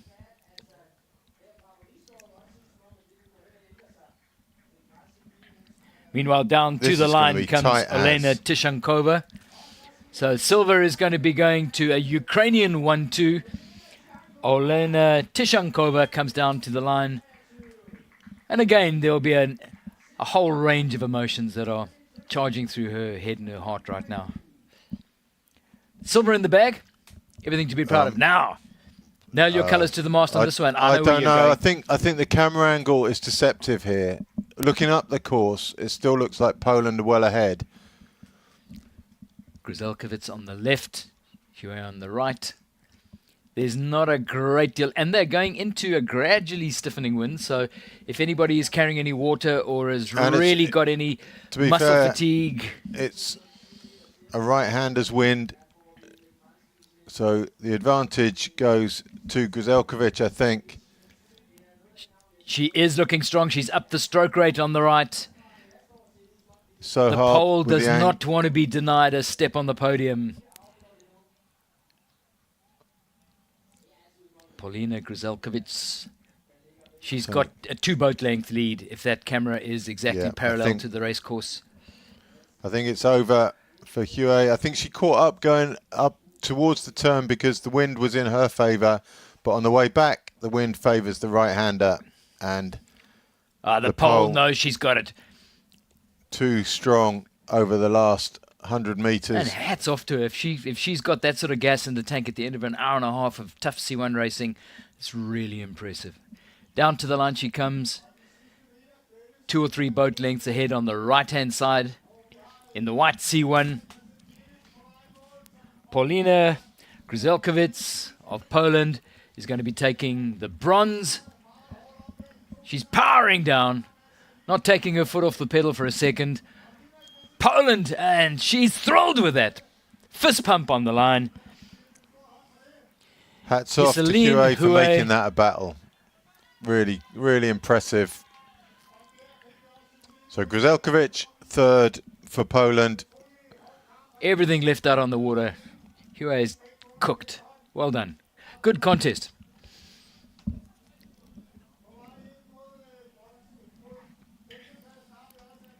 think that the extra wind resistance of not having your hair tied down could have been the difference there over that sort of time. Could be. Have to do some... And here comes yesterday's winner. Good performance from Vejen again. I think her weekend's over. I think she'll be glad to see the back of a couple of races. Yeah, she's had a great weekend. Vevikova, not her day today. I think a bit of fatigue from yesterday's race. She took that swim yesterday and still managed her silver medal. And I think today was just a bridge too far for her. So we fill the result sheet with the sea boats. That's Vevikova in the background. She'll be the next to finish. And there's the boys. Ooh, we have Spain in the front.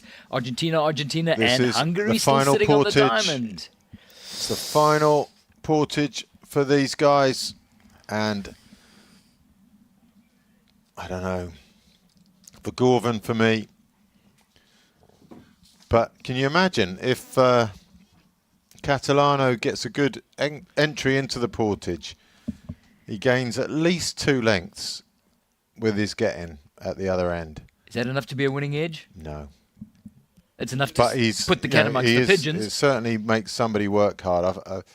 You feel like the Hungarian here has to pick up his best portage yet if he's going to put himself in contention. He's always last out. And slow in. Here we go. Catalano moves forward. Pretty much uncontested. No, the Spaniard coming back at him now, but he's trying to hold off Vergorven to the left. Vergorven goes round the back instead. I think the Argentinians are desperate to take charge as they come into this final bottom turn. Hungary dip into the They V go to different sides of the pontoon, so Yeah. if they can actually dominate on the turn and then lead into the pontoon, then they are holding all of the cards. They just have got to do the basics right on that takeout. Catalano has to get his takeout right this time. Hopefully he's I pumped get the that feeling boat. he will. Hopefully he's pumped that boat dry. Well, hopefully his pump's working. Correct. So he's taking it very slow into the portage, well managed. Their race management has been good right from the start. Squeezing the Spaniard Pazos into the boys, but still with enough room. Just being aware of where he is. Here we go. It's all going to come down to this. Spaniard just places the bow of his boat inside the paddle of Catalano, so there's no risk. Vamos, There goes Vergorven. vamos. There he goes. Vergorven down the right. Hungarian Catalano down the just left. doesn't have the speed to match these boys. It's the perfect setup for Argentina. Now They're going all the way down. Catalano is the one to watch.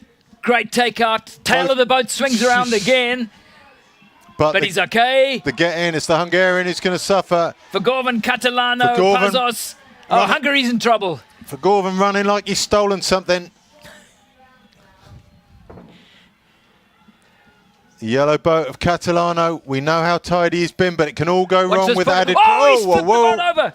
Great recovery. Well... It's just about... Oh, the Hungarian's Hungary's doomed. done. Hungary's done. Okay, there's our podium. So that's what happens, just that little added layer of stress, and all of a sudden Catalano, who'd been so clean, is now having to do a 2-length catch-up on the water rather than on his get-in. But he's going to make it back. He's come. But this is management. This is what we didn't see in the under-23s yesterday. Cutting across the Spaniard. Vergorven doesn't give a stuff who catches him up. He's going to take the easiest route he can up to that turn buoy, and his effort will be focused on the last 200 meters. He's going as slow as he dare. This is the mindset in Vergorven at the moment. He'll be watching. He's having his attack on his left now. Not sure if he's too phased by that. We didn't get to see. But here's the second group. Higgins leading in. That's not Higgins. Sorry, it's not the second group. That's Denmark's Borgard. So that's the third group there. Second group's already in the water. And the Jeppe Borgard fan club is sitting in the stands, and they are being So very it'd be vocal. good to get up the front of this race just to see what's happening at the front, see what the management's like up there. They're making their way to, Here we are. So let's stick with this. It's Catalano from Vergorven. Vergorven seems very confident to fall back to there. Hungarian's made it up to the left, and he's bullied the Spaniard into the V. So this is a real positive. It's the first real positive we've seen from the Hungarian. He's put himself in a position where he can strike. He's being squeezed against the boys. Plenty of room, plenty of room. Ooh. Spaniard just struggling to stay in the V. Hungarian needs to get his nose, keep your nose to the left of the tail in front of you. There's going to be room coming out the turn. So Hungarian, hats off to him. He's put himself right in the frame He when has. we had actually scratched his name off the slate of 4-3. And the Spaniard, So he's kept very he's Spaniard. going to have to come off that way. Yeah, but And there's no way he's coming around the outside of Vergorven. that's what he's trying. I'm very happy. Vergorven won't have it. There'll be a mild irritation. Vergorven looks over his right shoulder now, as does Catalano. Get back into your high. Catalano And speeding up. While he's looking right, the Hungarian is coming up on the left. Yesterday you were sick, but you. So we're going to see, I think, a last Today, 100 from the light yellow boat of Vergorven. And Spaniards out. Spaniard struggling. It's Argentina. The Spaniard's doing everything to try and fire an afterburner. He can get back, but he can't get past, I don't think, from there. We've got 250 metres to go. Vergorven's going to go in about another 100 metres. Catalano will fancy his chances of a goal. Liking the Hungarian at the moment is still looking very strong. It's the second. There goes the Hungarian. He's giving it some. There goes. And there goes Vergorven now. He's going to come past, I Catalano think. Vergorven. Oh, it's a long route pass. Catalano's holding him for now, but Vergorven's got the power. Vergorven's coming up on the outside. It's neck and Catalano, Vergorven. All of Catalano is very vulnerable to the Hungarian now. He's very vulnerable. Oh, he's dropped the stroke rate. He's going to have to lift it again. He's going to make it. The waves caught him, and it's going to be Argentina 1-2. Now that's how to manage your last lap. He just took it as easy as he could. And when he committed well. Magic. And that is those two boys are tribute good. to a magnificent team effort. Those two boys are very, very good at this. Gold, silver for Argentina. Can hear the shrieking on the other side of the world. Now, my fifth boat was Pazos from Hungary. Now, if he wins that second group, I've got 5 from 5. You realise that, Dave? We'll lower the hammer and feed you. Here we next week. come. Coming in for the second group. It's currently Pazos leading, and I could be on for 5 from 5. Oh, my word, this is going to be a long day. Pazos from Santos. Sousa, rather, not Santos. So Pazos leads Sousa. Go, Sousa. Watch Sousa coming up on the inside. He's got no having- chance. Sousa didn't get a pink tick before the start. Pazos did. All he needed was a green nose. Kakeksi, rather, was Kakeksi was second Hungarian. They were my 5 pink ticks. I got 5 from 5 in that one, Dave. You did, and just taking a deep breath and reflecting, that's an incredibly composed comeback from Kakeksi because he was struggling. He showed all the signs of jitters and maybe losing focus on the race. When it counted in that last short lap, he Higgins over the line, just behind the Italian. So that's the next 2 in. That's 8 in now. The Italians. Sweden next across the line. That's Soderman. He was the one who led the start, remember, Arvid on the Soderman left-hand side. Came out of the blocks like a scalded cat. And then I think it's Denmark 1 and 2. Excuse me. That's Oliver Koch and Jeppe Jeppe Borgard.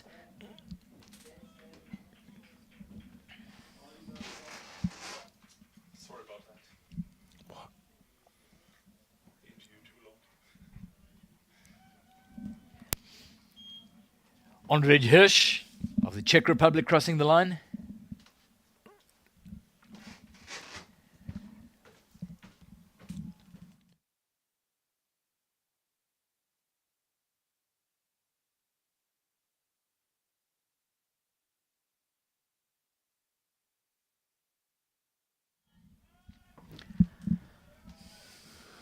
So, as the junior boys finish their race, we've just got the next and the final women's C1 from Japan, Reina Ohashi.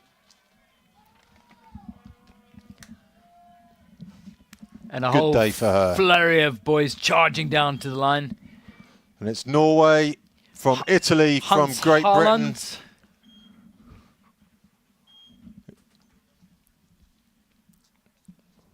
Norway, Italy, Great Britain, could be Freeland. Belgium there. Schulze. Then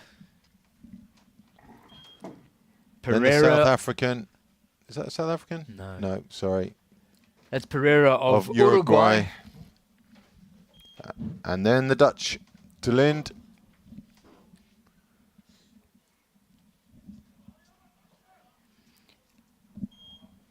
Olofsson of Sweden. And the second Spaniard who did not enjoy his day out by the Yeah. look of it. That was a slap of frustration from him. Yeah, that bother said poo. Miguel Franco. There's a reference not many people might get. And here's These youngsters running through their final portage. one more portage to do from Chile. Another good entry, and he's succeeded on every one of his portages. If I can find him after this, I'll go and shake his hand. He put the time in to learn to do that portage in this weekend. He's going to be finishing alongside Wannes Lonke of Belgium. And ahead of the Australian Aidan Hahn. Aidan away safely. Putting a lot into his final lap. Your finish.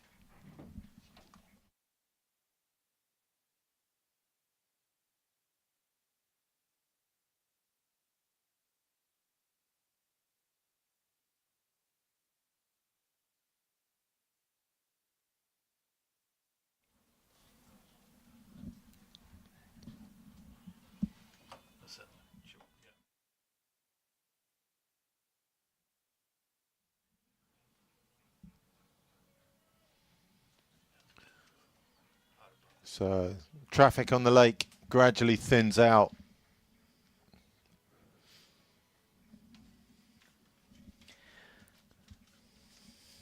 Awesome race. Canada just chasing down Slovakia. One lap to go, boys, and it's only a small one. Quick glance over his shoulder. Back out. Jeremy Pullen putting in. Just behind Mikhail Klimo.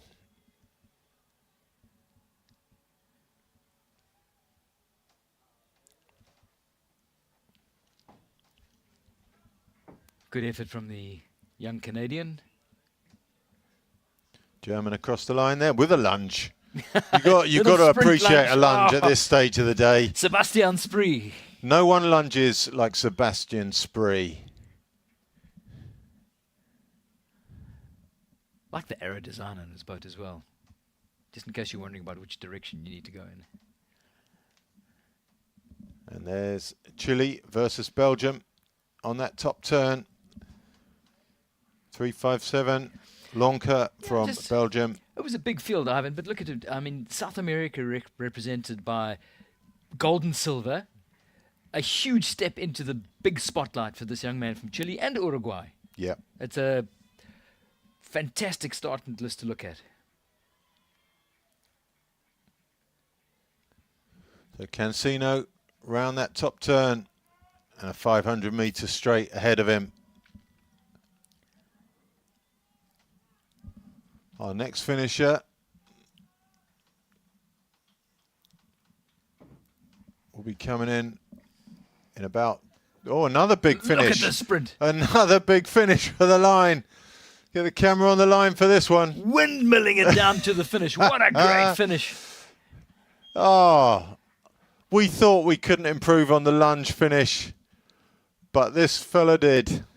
Get your full money's worth. Meanwhile, Benjamin is coming down to the line in the Chilean boat. Let's get a check on that. Who was that who just finished? He's lost his boat number. slide, which doesn't help I think us at all. It's got to be the Irish, hasn't it? I think it is Irish. Benjamin in the green Nello, along with Vannis in the red boat. Benjamin has just paddled with a maturity beyond his years. So it was Sean Butterley who had, I don't know, maybe the most spectacular finish of the day. Certainly the highest stroke rate of the day over the last 100 metres. Youngest man in the field. Youngest man in the field. Axel Olofsson in the shot there. And here comes Here Chile versus Belgium, and Chile's got it all Hannes the is way. not going to give him anything. He's going to make him work for every little bit of it. But Benjamin from Chile is going to be the first boat across the line. The Belgian happy just to shadow him across the line. Great job. Stops his watch like an old pro. Dig it.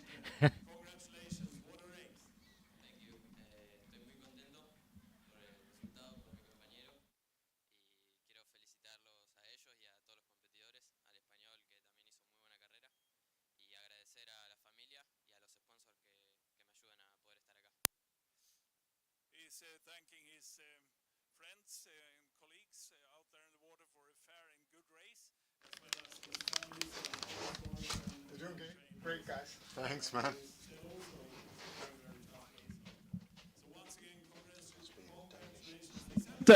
Thank you.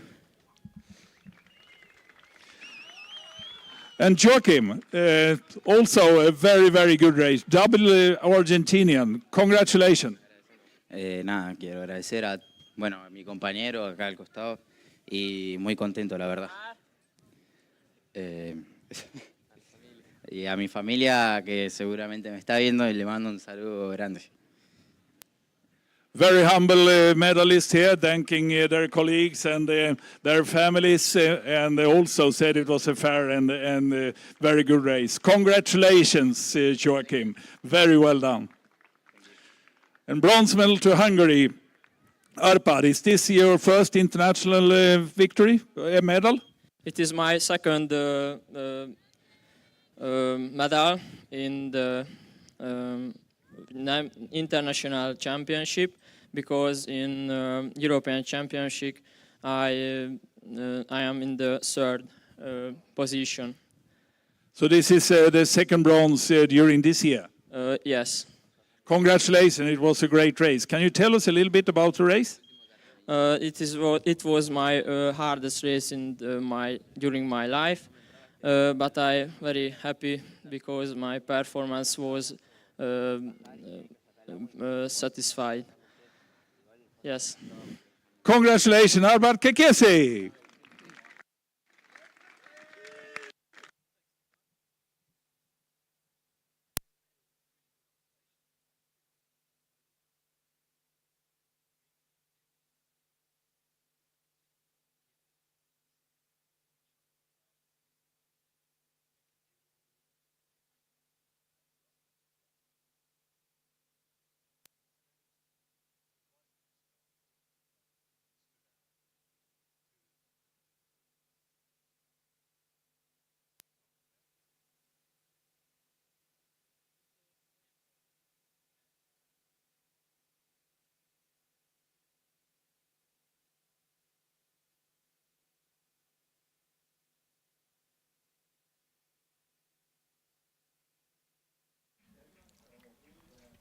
We're back.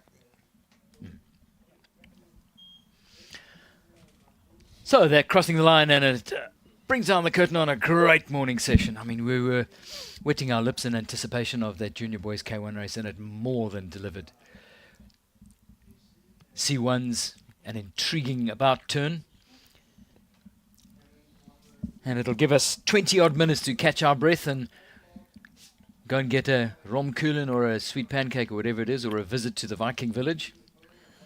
You've been exempted from the Hammer of Thor after Thank you. your unusually good predictions, it must be said.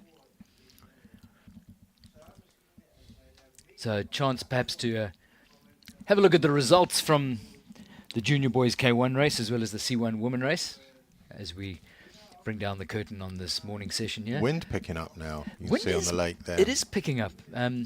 It's not unusual. The wind tends to come in over where those buildings are, down at the western end where that beautiful art display is. Just an inspiring piece of floating art down on the west end, where there was some really cool jazz being played last night and the locals were enjoying a little G&T. But there is a wind picking up for this afternoon session. 11 o'clock, we've got the C1 men coming up. And then, of course, this afternoon, we've got some serious K1 racing. And the forecast was not for dramatic weather, but the forecast has been wrong every day here. Yeah. This is Numela from Finland. Potentially, I think, the last boat out on the course. There's potential that we could.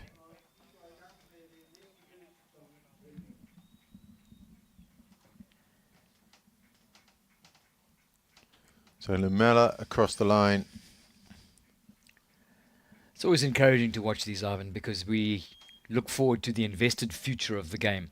Who's going to be coming into the under-23s and ultimately going to be the next Bustos or McGregors of this game. And there's a huge depth of them here, and it's coming from new places, which is pretty encouraging. The Argentinians, they've been strong for a while. Their sort of top man originally was Balboa. Mm-hmm. He was, I remember when we last commentated together, he was first in the under-23s in Peter Maritzburg, and that was all done on the last lap as well. And his race management is extremely good, and it looks like that whole program filters that down into the new under-23s and the juniors, and presumably down to the kids below that. So they're a well-drilled, educated unit now. Got a really vibrant marathon racing culture down in Argentina with some magical events like the Rio Negro. If you're looking for a tough outing, off you go. Might skip that then.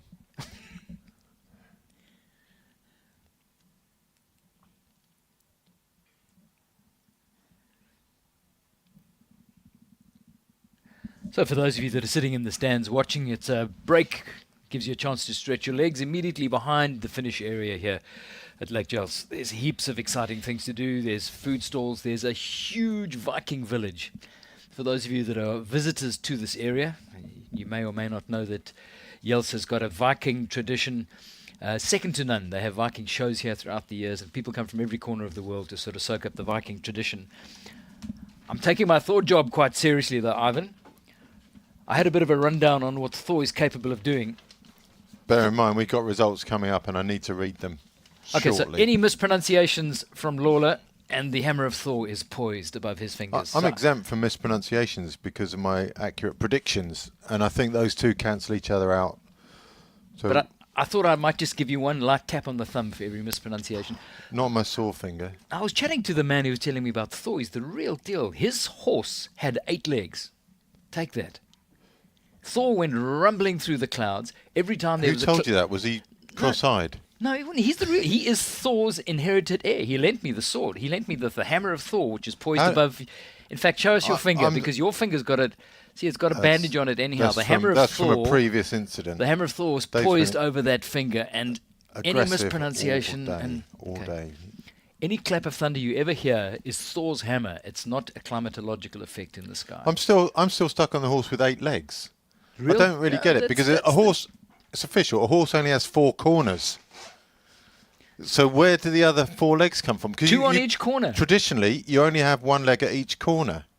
If you were going into battle and you saw a dude coming in with you with 8 legs, you would turn tail and run. That I was think Thor. I'd been on the Okay, source let's the night get before. back to the results. Come on.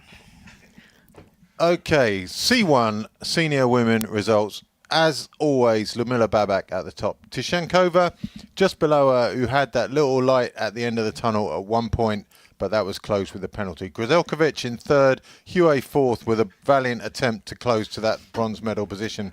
Vejen fifth after a brilliant win yesterday. Veverkova, I think, just tired after a swim and great performance yesterday also. Hegedus, the first of the Hungarians, and really, I think the Hungarians will be hoping to move up that table in the future. Maria Martin from Spain, Ohashi from Japan, and Rika Abraham from Australia. A DNS, that's a did not start today.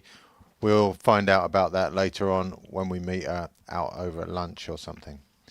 So junior men's K1 was the other race on the track at the same time. Los Pumas of Argentina. We're going to remember this for a long time to come.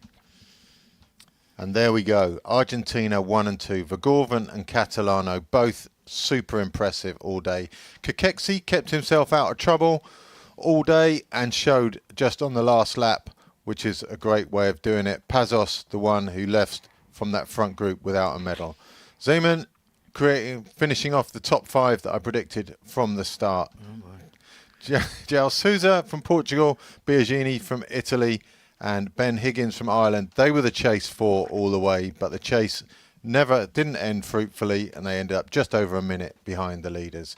Arvid Soderman with the lunge for the line. Crowd pleaser, Arvid. He was in 9th position.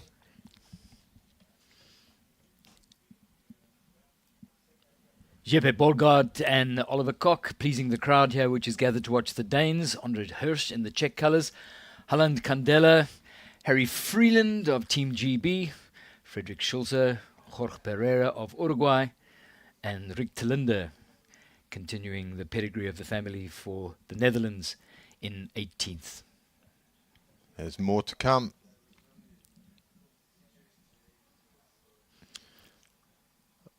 Alex Olofsson of Sweden, Miguel Franco, we saw his disappointment at the end. Sebastian Spree from Germany, Sean Butterley with the highest rate finish we've seen all day. Cancino, youngster, well, those are the 14 and 15-year-old, aren't they? Butterley and Cancino. Then Lonka from Belgium, Han from Australia, Jacobs from South Africa, and Klimo from Slovakia. And we're still not at the end of the list. No, that was a big race. Big race with lots of talking points.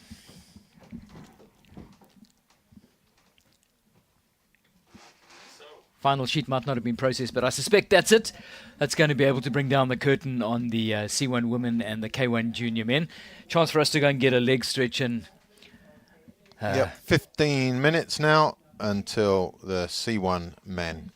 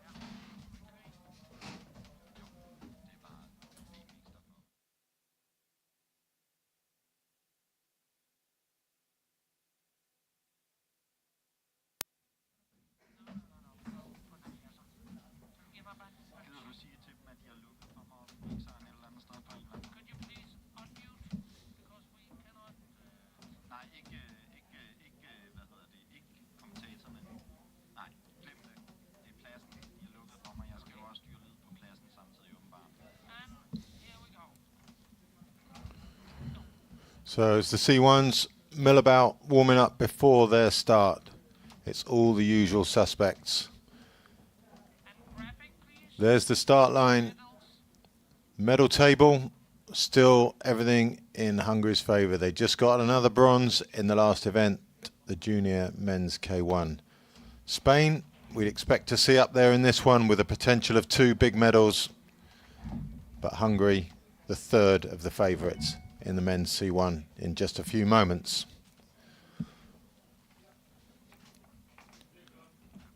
So as they circle, waiting to be called up to the start.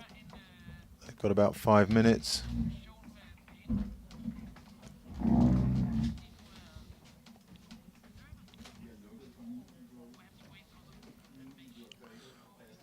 The turnover of talent in this class relatively slow. It's all the usual suspects.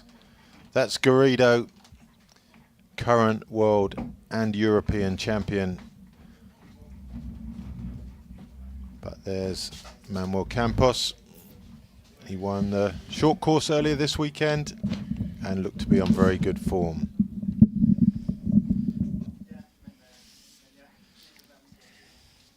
Maciel, 5th in the world last year from Portugal. And at the European Championships,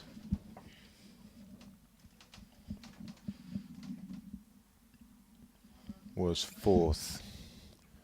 Marton Kova in the dark green boat. So here's your full start list. Your C1, as you're familiar with. Your defending champion, Manuel Garrido of Spain. 10 kg boat, that's before you get any water in it. And down they come to the start line. Let's have a look at those. Sebastian Simon of Hungary. Japan fielding Tatayuki Kokaji. Ukraine's Dmitry Yanchuk. Australia with Gary Nagy, as he's now known down there. Portugal, Sergei, whizzing ahead there. Campos, Carlo, Donilak. Takenaka, the other Japanese paddler in here. Davidov, Borgil, and look at the poles seriously. Zukora, Mateus and Mateus. This is going to be a 21-kilometer affair, which is made up of 6 laps, 5 portages. As down to the start line they come. Right in the middle of boats, 406, 407 and 408 are the 3 medalists from this race last year and from the European Championships earlier this year. Away they go. 2 poles nearest us, often a bit half-hearted in the C1 as they race C2, and we'll see them again tomorrow. Yellow and red boat in the middle, Garrido.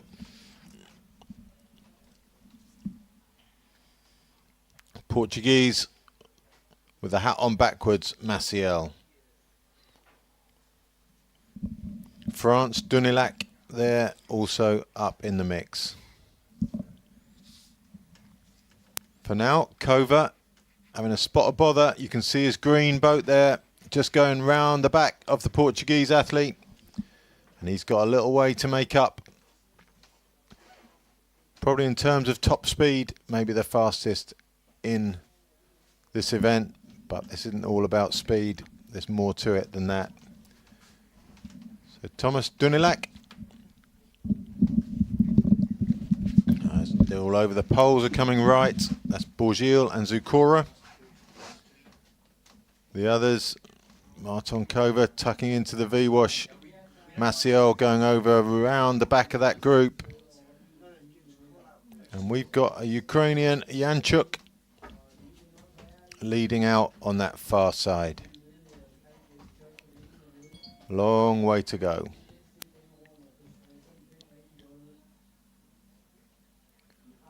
So Kova in the V-wash, and I think that might be the first time I've ever seen a canoe paddler happy to sit in a V-wash.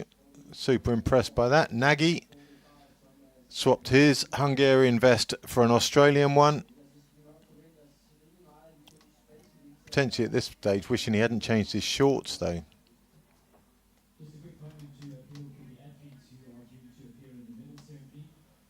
So here we go. Perhaps slightly surprise leader at the moment with Dmitro Janchuk. Kova tucked in the back nicely. To Janchuk's left is one of the big names, Manuel Campos.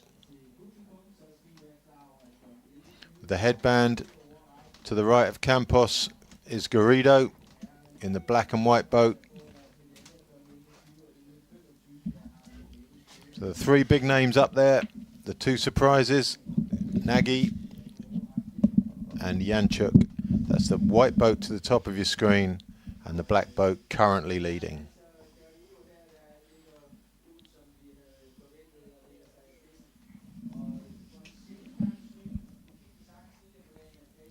From France, Dunilac, that's 198 as we look at their backs. And Ukraine's Davidov on the outside of that group. The two poles are somewhere out to the right, out of shot, but not out of mind. The Hungarian Sebastian Simon right at the back of that bunch. We running the rule over Hungary's traditional stronghold in seaboat paddling. You can see the two poles way out to the right out there in the red and white. They might be going for a picnic. They're on a different orbit. Two Japanese in the white caps, black outfits. There's the poles.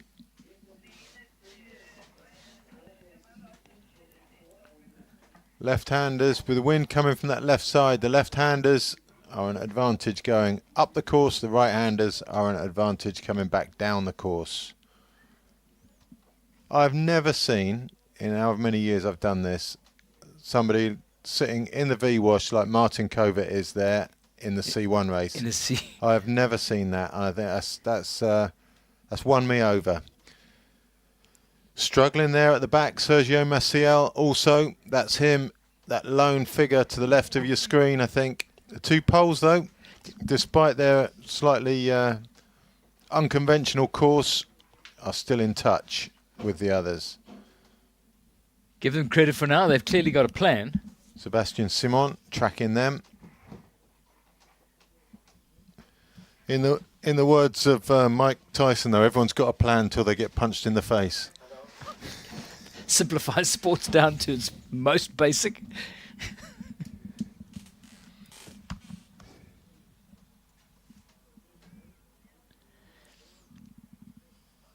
Martin Kova managing that V. This is fascinating me. If he can do it, why can no one else do it? Yeah, it's an absolute norm in kayak racing. Well, obviously, kayaks, you've got the addition of the rudder, Yes. which helps you significantly. But this is brilliant. Poles just inching their way up the outside of that group. Obviously, they all have to go around the same top turn, so they have to have a bit of coming together at some point.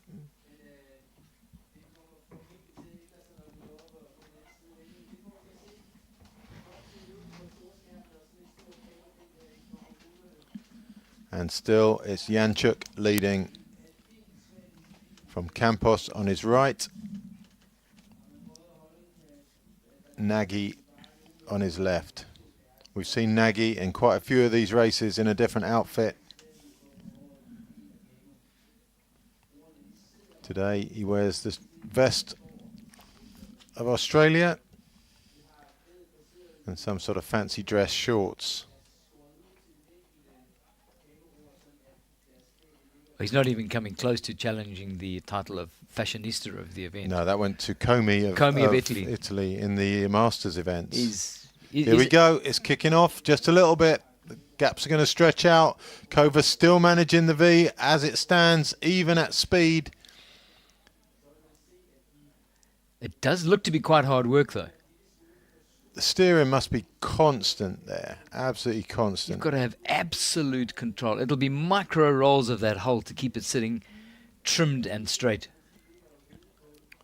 It's Garrido in the black and white boat with the black headband, sitting fifth at the moment. He was struggling for directional control when I started that sentence, but now he's okay, so I'll forget what I was going to say. on the outside of the group. In the blue shirt. I thought it was Davidov. I think it is Davidov on the outside. That's here we go. Round On that left-hand turn at the top. round the turn, and it is going to get tight through here because Covert is going to tap the back of that Yeah. of the Australian's boat. There's no way of avoiding that. So those two are going to get hindered somewhat. Covert's gone all the way around the outside Yeah, of the Australian. Australian is going to, he still gets around the turn. Covert all the way to the outside of the group. Nagy managed that well because he must have been disadvantaged there. Through no fault of anyone's, that's just the mechanics of getting around a turn. And we see Covert move out to the right-hand side of the group for the first time. Still led Do you by see him? Janchuk. You see him dropping back and then working his way back onto that diamond? No. No, I think to get across to it over those two sets of waves would be too hard. I think he fell into it originally and then dealt with it well. Two poles still out on the right. You can't keep a good pole down. No, but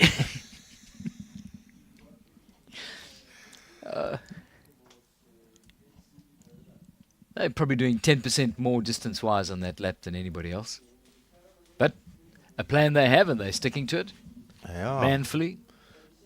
The lead changes for the first time, and it's Campos with Garrido on his right. First and third last year, first and third at the Europeans. Janchuk coming out wide slightly. Maybe he's not as comfortable on the waves as some of the others. And Nagy to his left. And it's going to get hard for him, I think, there. Davidov on the outside of the group in the turquoise shirt. I'm not quite sure who that is between those two groups there.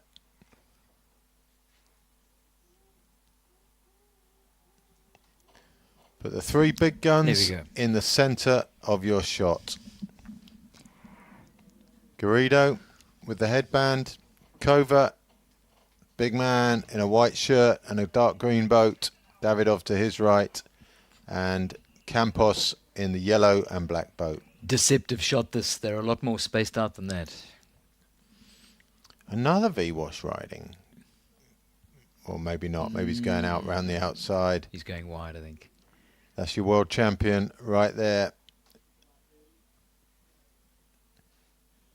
And Covert rather, seemingly intent on a little change of order.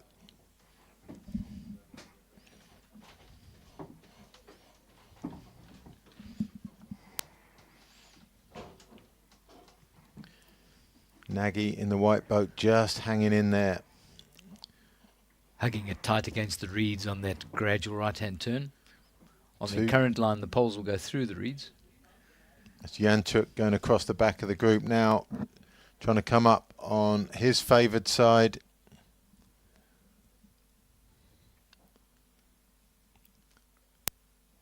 The leader is in the black boat with the yellow. The right-handers will want to be on his right as we look at them. The left-handers will want to be on his left as we look at them. You've got four left-handers to the left of the leader.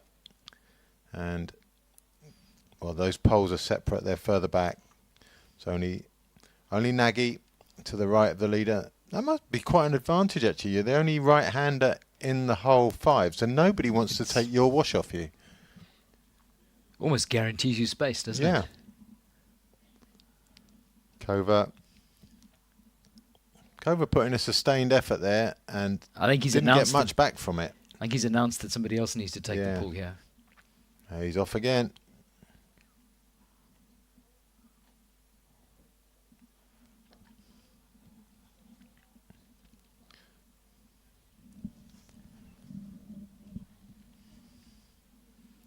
Campos, Janchuk, Garrido, Davidov, Nagy, Covert, Then Zukora and Borgil are the two poles just off the pace at the moment. Kova's put 10 seconds into them. There they are, one in a white hat, one not in a white hat. There's your two poles. And then behind them is the Frenchman.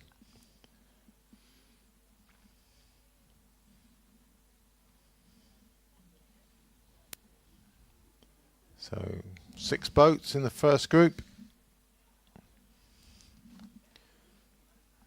I suspect it's a long time since Australia had a C1 in the first group of a Marathon World Championships.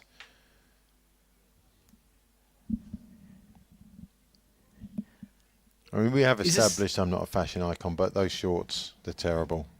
Oh, they're bad. Those ones, the Australian shorts. Those, I think, are fairly funky and in sort of surf fashion. That's up there, man. Not for me. Is this the first time we're seeing Gergerli Nagy as Gary Nagy in an Australian Oh, strip? yeah. Okay. I know they've thoroughly enjoyed having him down there. It's sort of injected new energy into seaboat racing in a country where they have a great culture of life-saving surf ski and river marathon racing.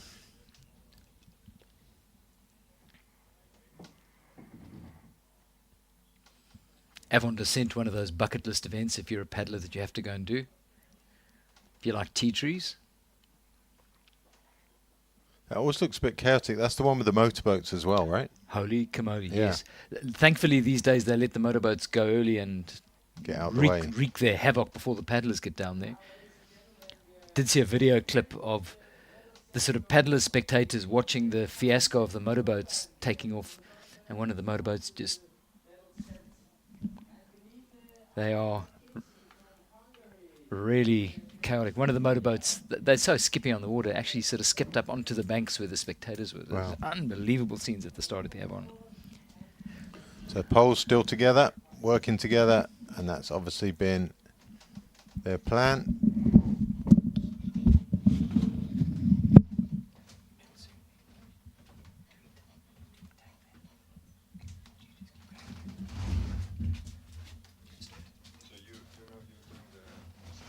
So 6 boats still.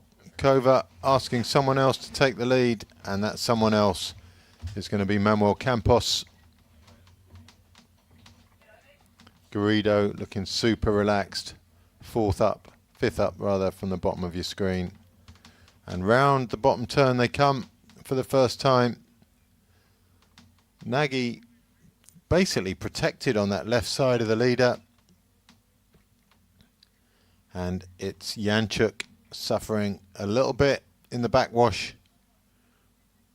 Making his way round. Can he get round on the inside? It's going to be tight for him to stay with the group now. Nagy also a little bit of trouble on the inside, but he managed his top turn well, and now he's managed this turn well also. Davidov in the blue shirt, still in the game. And Garrido, your world champion, in the grey-black boat, currently at the back of this group.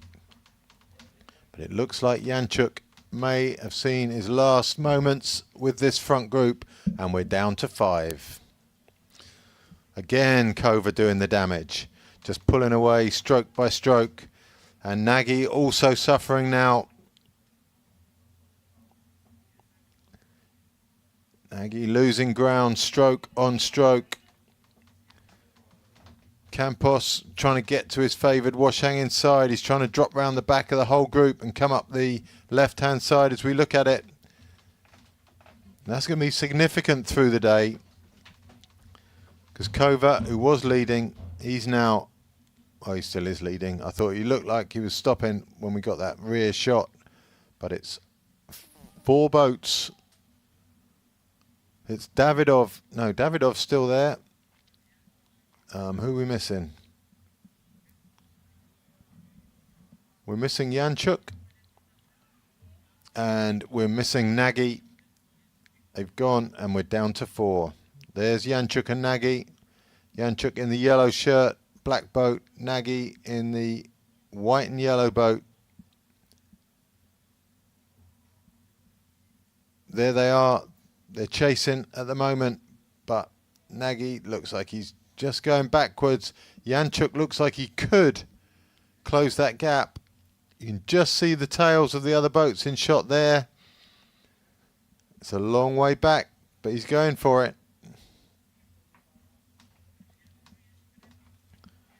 Nagy, I'm afraid, has had his day in this group.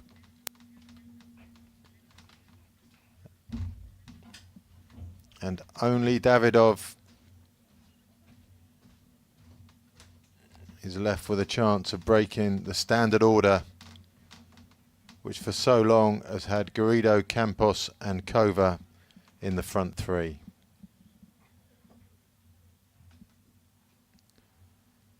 Jančuk's chase slowly beginning to falter.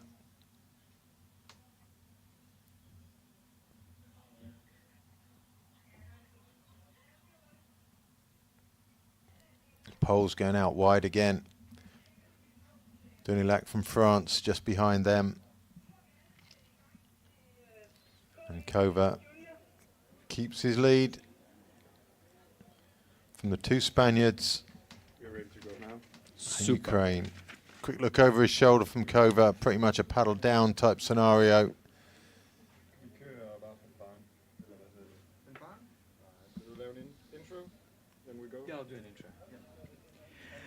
Ladies and gentlemen, we'll now start the medal ceremonies. The medal ceremony that will begin is the medal ceremony for the junior men K1.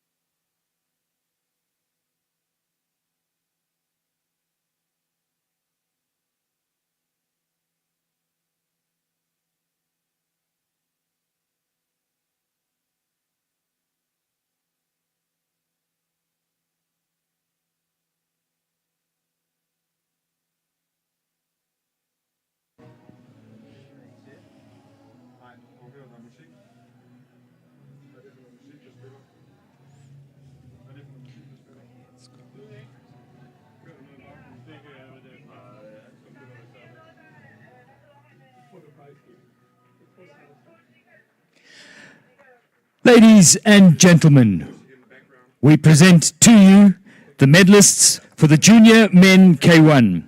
These medals will be presented by Thomas Konietzko, the president of the International Canoe Federation. He will be accompanied by Maurizio Vergalven of Argentina. The bronze medal, representing Hungary, Arpad Kerketsi.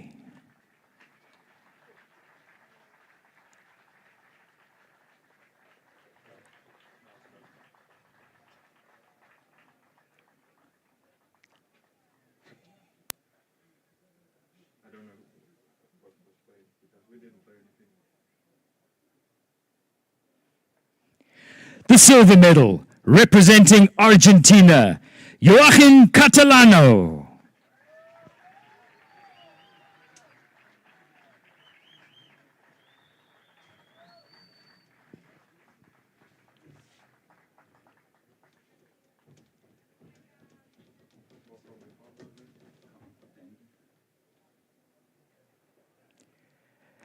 And your gold medal, also representing Argentina, the world champion, Vicente Vergalven.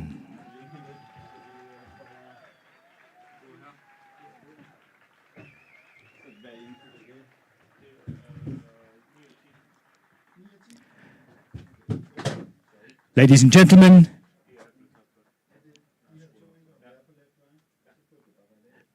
the national anthem of Argentina.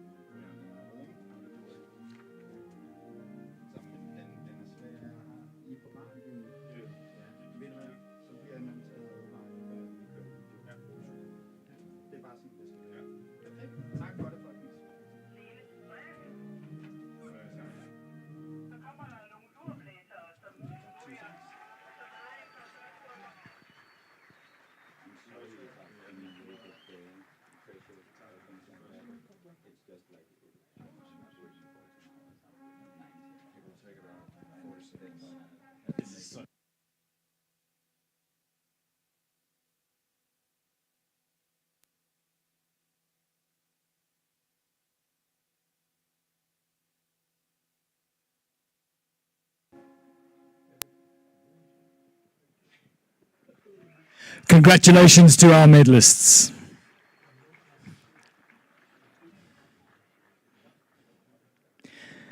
The next medal ceremony will be for the C1 women.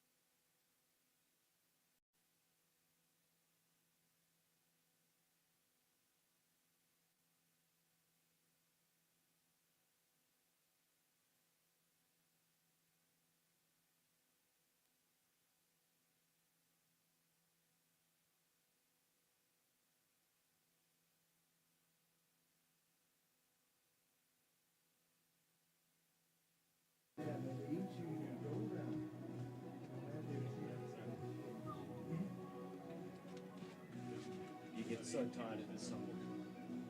This song, you get so tired of this music.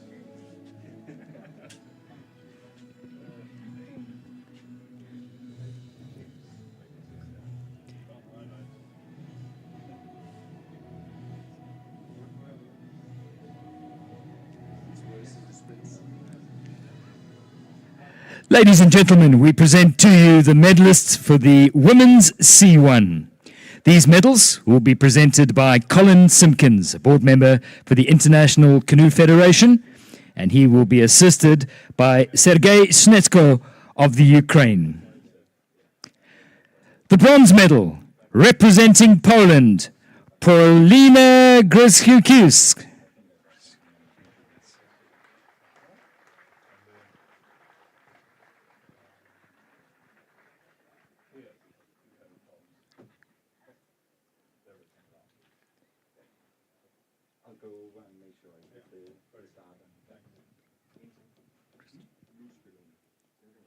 The silver medal representing Ukraine, Olena Tishankova.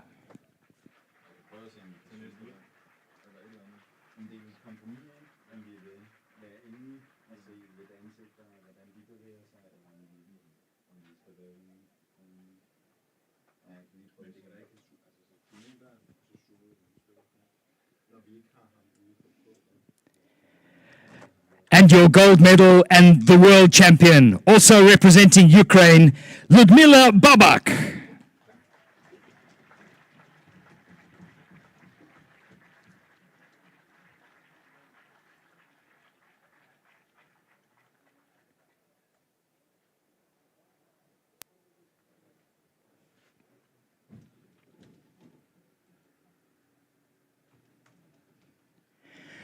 Ladies and gentlemen, the national anthem of Ukraine.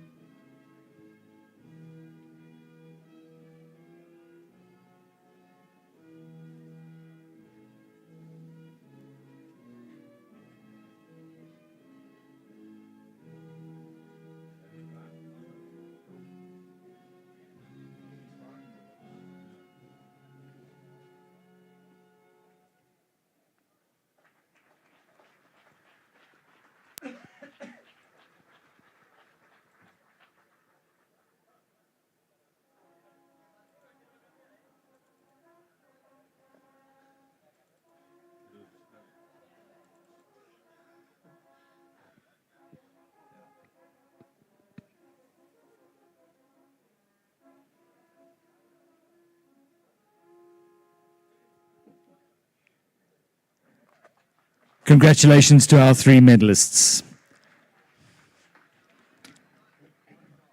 Ivan Lawler, back to the Seaboat Racing. So a wonderful addition to our medal ceremonies. It's hard to beat a Viking horn. And we're down to our 3 main contenders in the C1, it looks like. It's the usual suspects, Garrido, Kova and Campos. And that's as it has been for a long time in this side of the sport. They're the big 3 players, first 3 at the Europeans, first 3 at the Worlds last year, and they will know each other so well. There's Garrido, he's your world and European champion.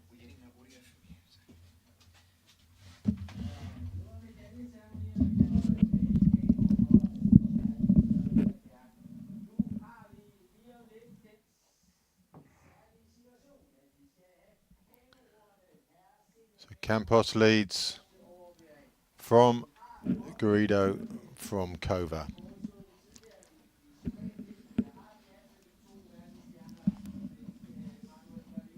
So these 3 will be locked in battle for, this is their second lap, so 4 more laps, 5 portages and 1 small lap. And the first portage begins in about a minute and a half.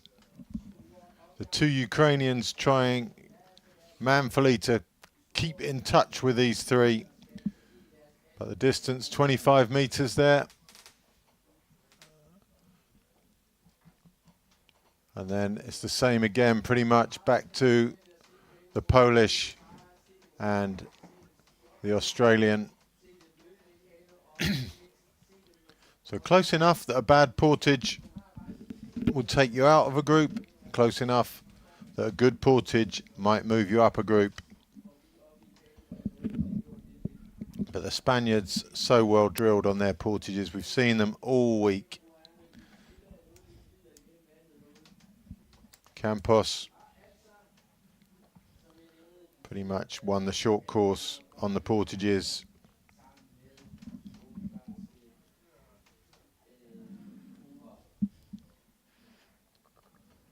So Campos left, Garrido right, and he takes Kova with him. Kova going hard suggests he might be going a little bit longer. That's exactly what he does. 2 Spaniards out.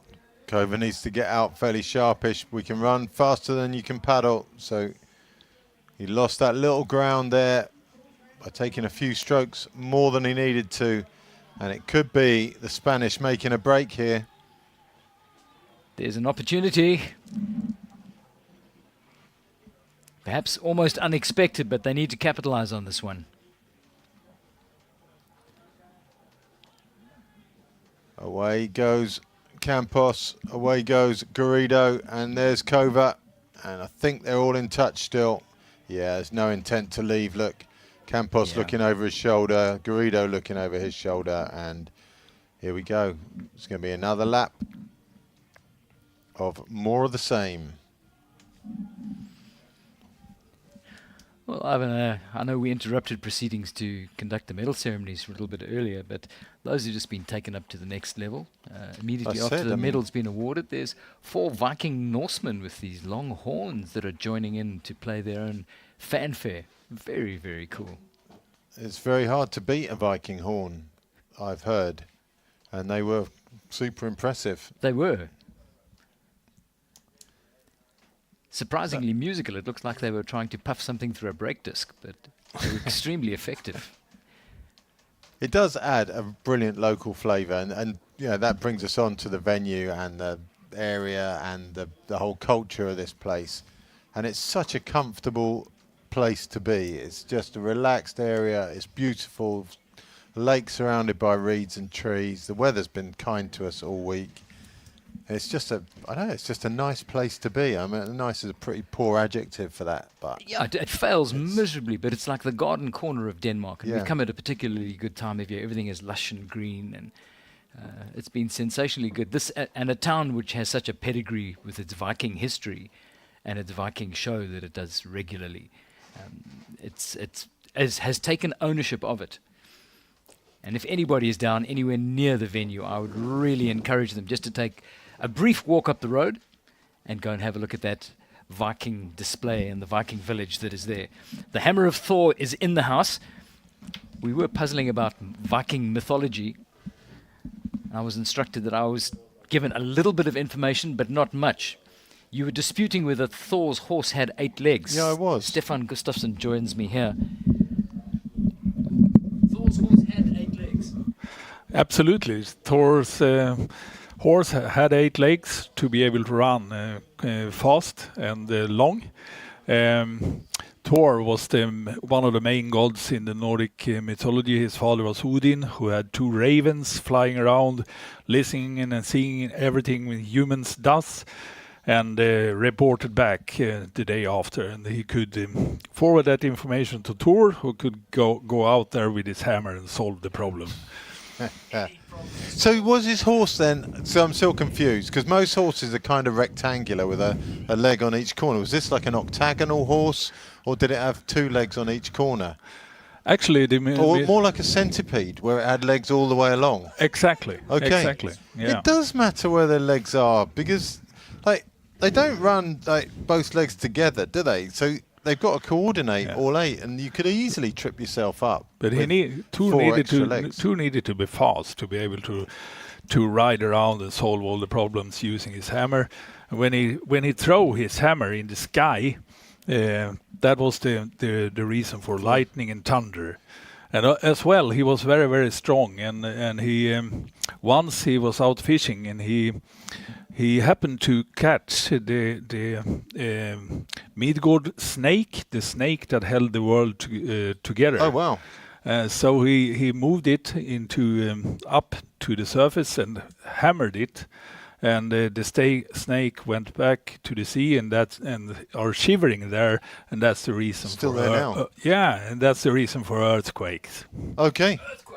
And that solved that, because a lot of people have put a lot of time into researching earthquakes and stuff. Exactly. They should have come to you first. Yeah, listening to brilliant. Thor. So the Greeks solved their horse speed problem by putting wings on, didn't they? Whereas the Scandinavians went for an extra set of legs.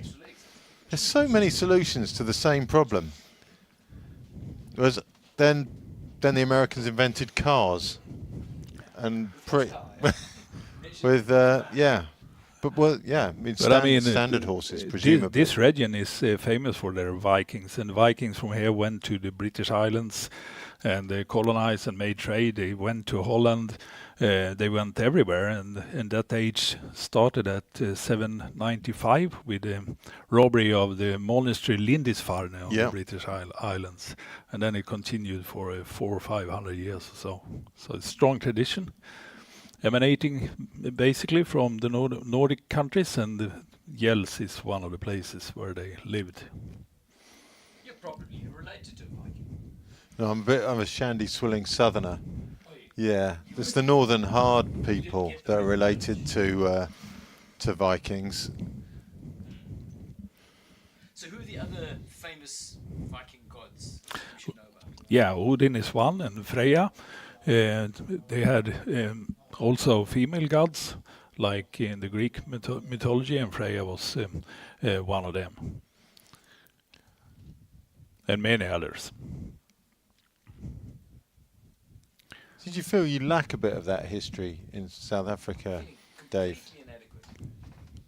We never had anybody I mean, the Vikings went to the British Island, to Holland, to France, everywhere there, basically from Denmark, and then the Norwegians went to Iceland, Greenland, and North America, and the Swedes went to Russia and Ukraine and all the way down there. So they were basically everywhere, but not as far as South Africa, as what I know.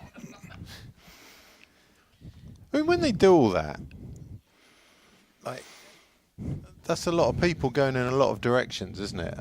But even though it's a lot, when they arrive in America with a boat full of Vikings, I mean, it's not longboat. Yeah, it's not many people, to be fair, is it? In the bigger picture. No. So it's quite hard to see how they took over quite so much with just one boat full of people. Absolutely. I guess that's where the hammers came in. Every home should have If you had a hammer, Dave, you could make a song about that. Me and MC. There's a song there somewhere.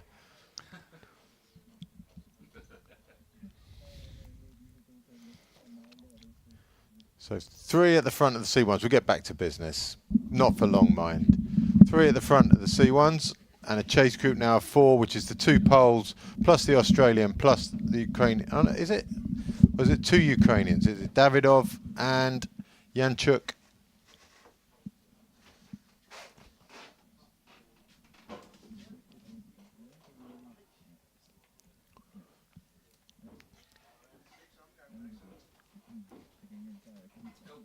Campos banking the fastest lap according to our tracker.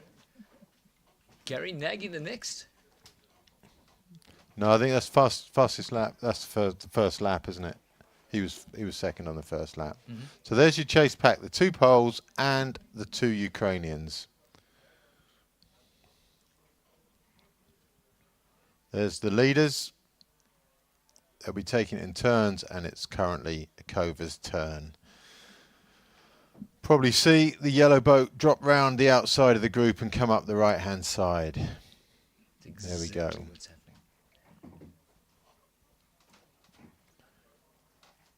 This very much more like how we would see the turnover in a cycle race, where the front person peels off and joins the back of the line. It's slightly different to what we see in the kayaks, because kayaks are comfortable wash riding on either side. These guys are more comfortable wash riding on the side where, on the opposite side to their paddle, basically. So if you paddle on the left, you wash hang on the right.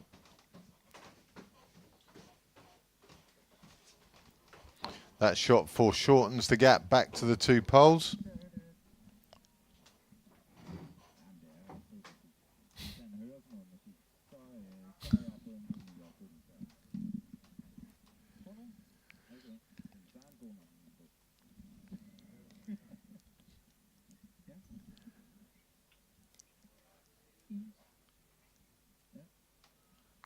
Hungary, Spain, Spain at the front. And then that long distance telephoto view giving us a sense of the chasing pack of 4.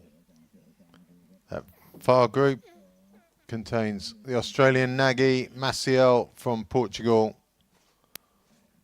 Maciel, quite erratic in these races sometimes. Sometimes he's right up the sharp end, other times he's not. This time is one of those. He's nowhere near the front today. Poland, Poland, Ukraine, Ukraine.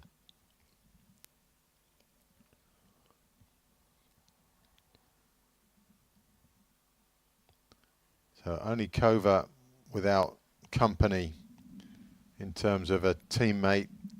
The 2 Spaniards together, the 2 Poles together, and the 2 Ukrainians together. Kova leads, though, on his own. We were chatting with Stefan a few moments ago about Viking mythology, which is, it's just so rich. But this, Denmark and this region has contributed so much to world canoeing, and it goes right back to the early days of marathon, where some of the formative figures came from this region, and that's very much part of the history. I mean, you've been close to a lot of that. Yeah, I mean, the first World Championships was back in 1988 in Nottingham in England, and the K2 there was won by Lars Koch and Thor Nielsen, who were pretty much unbeatable for their reign, and still to this day I think probably the K2 with the best tool set of all K2s. There's always a weakness somewhere, but those guys were super strong. They won the next championship in Copenhagen as well, so first in England and then Copenhagen. The Danish C2 and C1, Nielsen and help me out here, Stefan. Nielsen and Christensen were top of the tree in this, the C boat classes, and I think again to this day they ran their C2 smoother than anyone either before or since. I mean, they were quite small guys, and their C2 always just looked so tidy. Exactly. They were quite amazing. Back in those days, the portages were much longer, very often. I mean, men were men back then, Yeah. Stefan, when we were racing. But yeah, it wasn't the lap courses. It was whatever course the host nation chose to put on, and that it could vary quite dramatically between one country and the next. You take the lake course from Copenhagen and compare that with the river in Brisbane 2 years later. It was a very, very different game. 50 Ks. Yeah, I mean, Brisbane was 3.5 hours Yeah. it took us to get around there. These lightweights are only doing close to 2 hours. Yeah. Back then it was 30, 35 centigrades as well. But I mean, the heritage of marathon is basically Great Britain and Denmark, and Tour de Gudner played a significant role in developing this. Tour de Gudner, where Ole Tykep, the former chairman of the Danish Canoe Federation, invited basically everyone after the Sprint World Championships coming to Silkeborg and Tour de Gudner and paddling the Tour de Gudner race. I remember once it was up to 1,200 persons on the start line. Everyone was there. I was really sad. I found out only a couple of days ago that it's now reduced to a one-day race, and it's not the, well, in inverted commas, the full course anymore. I think those sort of traditions, it's really sad when they just gradually fade like that. But it was, everyone was there, and it was 125, 26 kilometers during 2 days. Rough weather, September, and everyone was there. So it played a significant role. Did you do that yourself a number of times? Yes. Me and Einar Rasmussen and Tor Nielsen and all these guys, we had great racing on these events. I think I did the first 1974 actually, and then the last 10 years, so a little bit more than 10 years later, 89, 90. I went once as a junior and absolutely loved it. Yeah. But I enjoyed it too much. I thought I can't go back because it won't be that much fun again. So I never went back, but I really that's one of my favourite races that I ever did. Yeah. And it was brilliant. But now we're onto the new format, really, aren't we? We're on laps of 3K, portages. It wasn't popular with everyone when it first came in, but what it has enabled us to do is exactly what we're doing here, is film the entirety of the race with a quality that we could never have matched on those old courses. And as a spectator sport now, for those in the stands and at home watching on TV, you get a lot more action in a lot less time, and that's been magnified, if you like, by the short course now, which is all the same components but all stacked into 15 minutes, and that was sort of an offshoot from cross-country skiing, who did ran the same sort of format. Exactly. Yeah, it has developed over the years. This format, we tested it first time in Vaxholm back in '96. Longer course, but laps. And then it developed into shorter and shorter laps, and then basically the short track came from biathlon and cross-country skiing, where it became very, very popular. And so I think it's here to stay. It's good without formats. a doubt. So we'll come back to that conversation after this portage. All three in together. It's Garrido, Kova and Campos. The number of times we said those three names in succession is huge. Garrido out first, followed by Campos, followed by Kova. The Spaniards are just quicker getting out of their boats than Kova, and that's going to be very telling, I think, through this race. Each time Kova has to catch up, it will be harder. The Spaniards running super fast.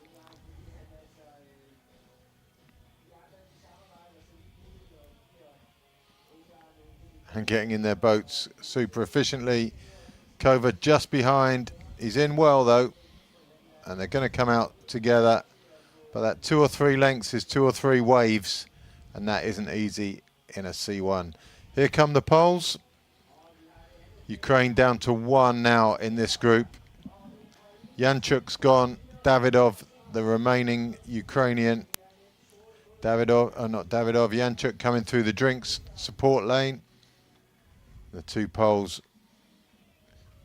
continue, hoping that one of those lead three will falter at some stage in this race. It's great to have Kover back. He had some back problems over a couple of years, but now he's back. We have seen him and Campos dueling many times. Remember 2015 in Györ at the Worlds there?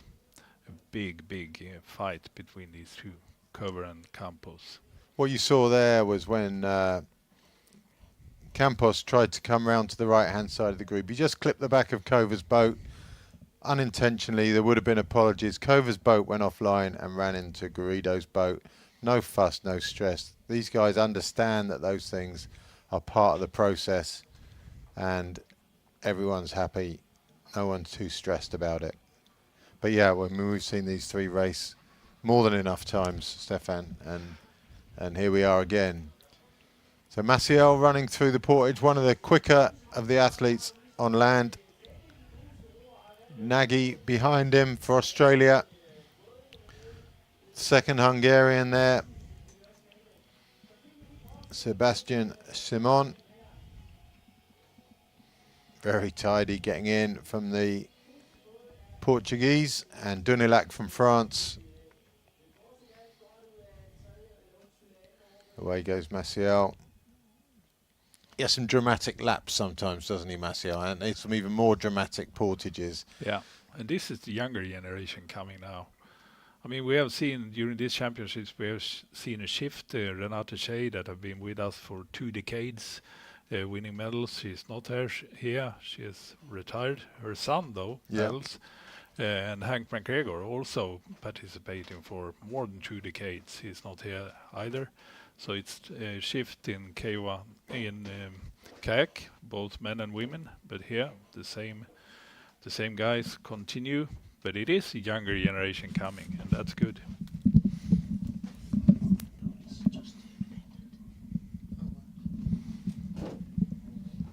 So we just had news in from outside that both the Poles retired at that Portage. We said at the start, often they're a bit half-hearted about the C1 event because their main event is the C2, and it looks like they've had enough. And so the Poles are out of this one as Japan runs through the drinks lane. So Takayuki Kukaji on his own.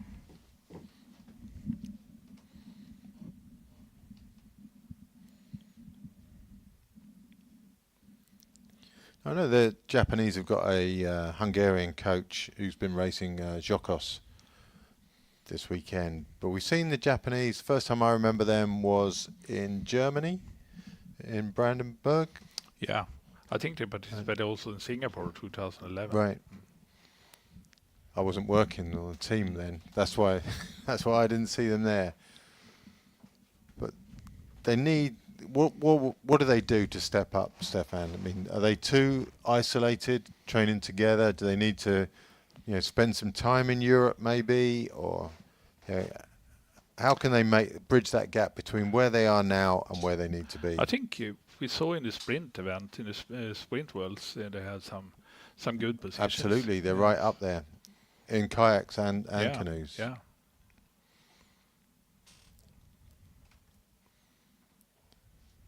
So 4-1-1 there. Isai Takanaka, also from Japan.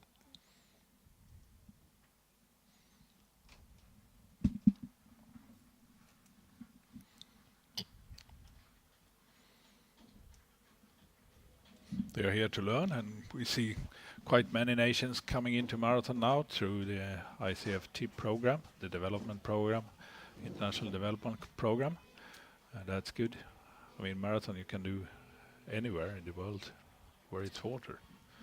Yeah, that TIP program, it was running the week before this event started, and I was out here for a few of those days and was being well managed, well run. The education was good, And you saw the little guy from Chile earlier today, who at the beginning of that week, he couldn't do his portages, and by today he was successful on every single portage. He was really looking sharp, and so that program's good. But it's only for limited times. And one of the suggestions was that clubs around that have a marathon culture could offer to house people for a month before something like this, and then all of those people come together for the tip camp the week before, and you could kind of spread things a little further. I know a club like mine in the UK would be very willing to host a few people. Same for us. So I think that's a very good idea. It's many clubs around the world that could host development paddlers, and it's good for everyone. Create friendship, the basics of sports. Yeah, maybe that's something for the ICF Marathon Committee to look at. So you can get a library of clubs that are willing to take on people. Yeah. And now the tip program for marathon is run by Bert Onikes and Ellie. Bert that have been coaching marathon since the 80s, basically. Very skilled, both of them. Ambitious. He was quite hard on some of them from the portages. I was watching. I thought, he's not letting them get away with anything. That's the way, in a friendly way. Spain and Hungary up the front end still. We're on lap 4 of 6 and about an hour into the race. And I mean, such an idea to have development paddlers out there in the clubs is, I think, following the trend now. The top athletes are living together and training together all over the world, actually. Good friends, all of them.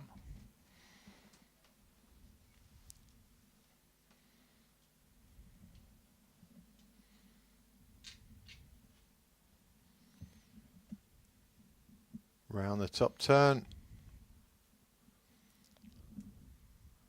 Huge gap back now to the chase. Well, do we call them the chase group? Probably not. The following group. Yeah.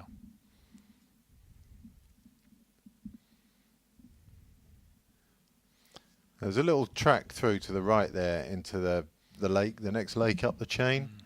I know some of the athletes have been going up there and doing their training in the next lake up. Kind of disappear into the reeds, wriggle through. It's a wonderful another beautiful lake up there. A wonderful area, wonderful lakes, good surroundings.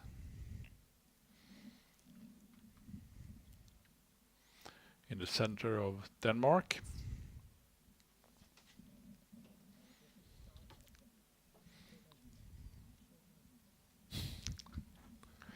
Okay, south of Denmark, correct.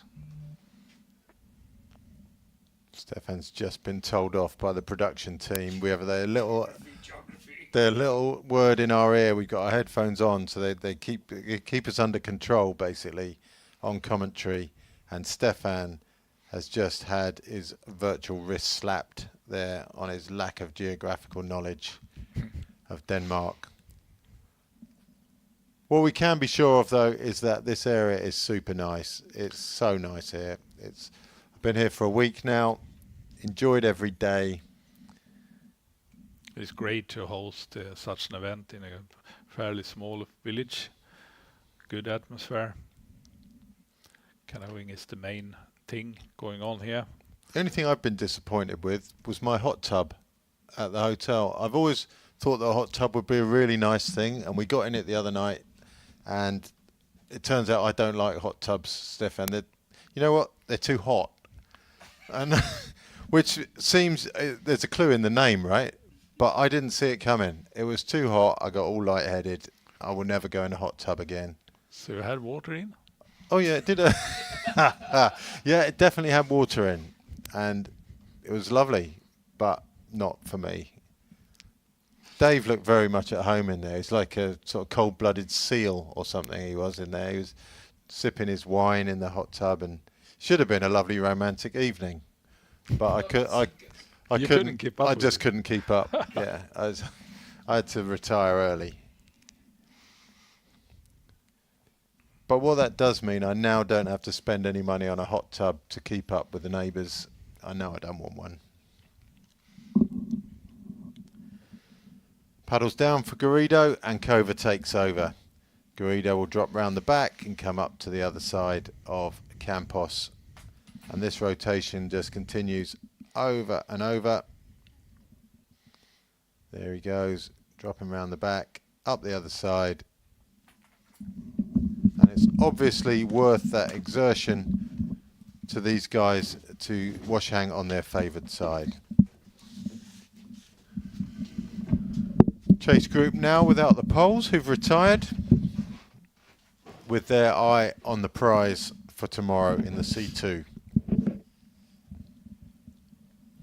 So you've been out on a fact-finding mission, Dave. Dave's back, Stefan's gone now, or have you just been lording it up, lazing out in the... Sweet pancake, I'm afraid. Oh, are you kidding me? Yeah, yell sweet pancake. You When in have. Rome, do as the Romans do. You have to be kidding me. Luckily you brought me one back, no? Well, I did come back with one. Got distracted by company, and there was a little reflex, and before I knew it, it was gone. So it's kind of payback for your stealing all my chocolates. So that's a lovely shot overhead. Kova, Campos and Garrido in that order.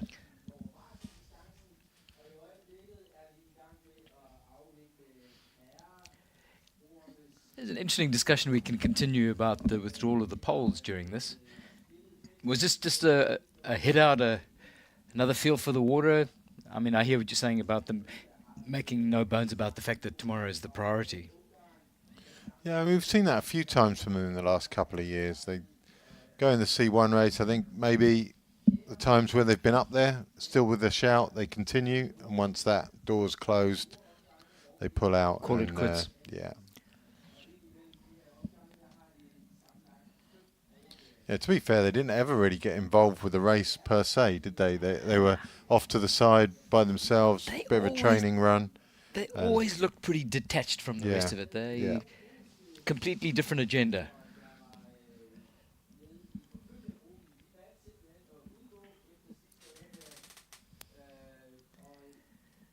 In the background here, as they come around the return leg on Lake Yels, that lush green golf course. I mean, would be the pride and joy of any PGA in the world.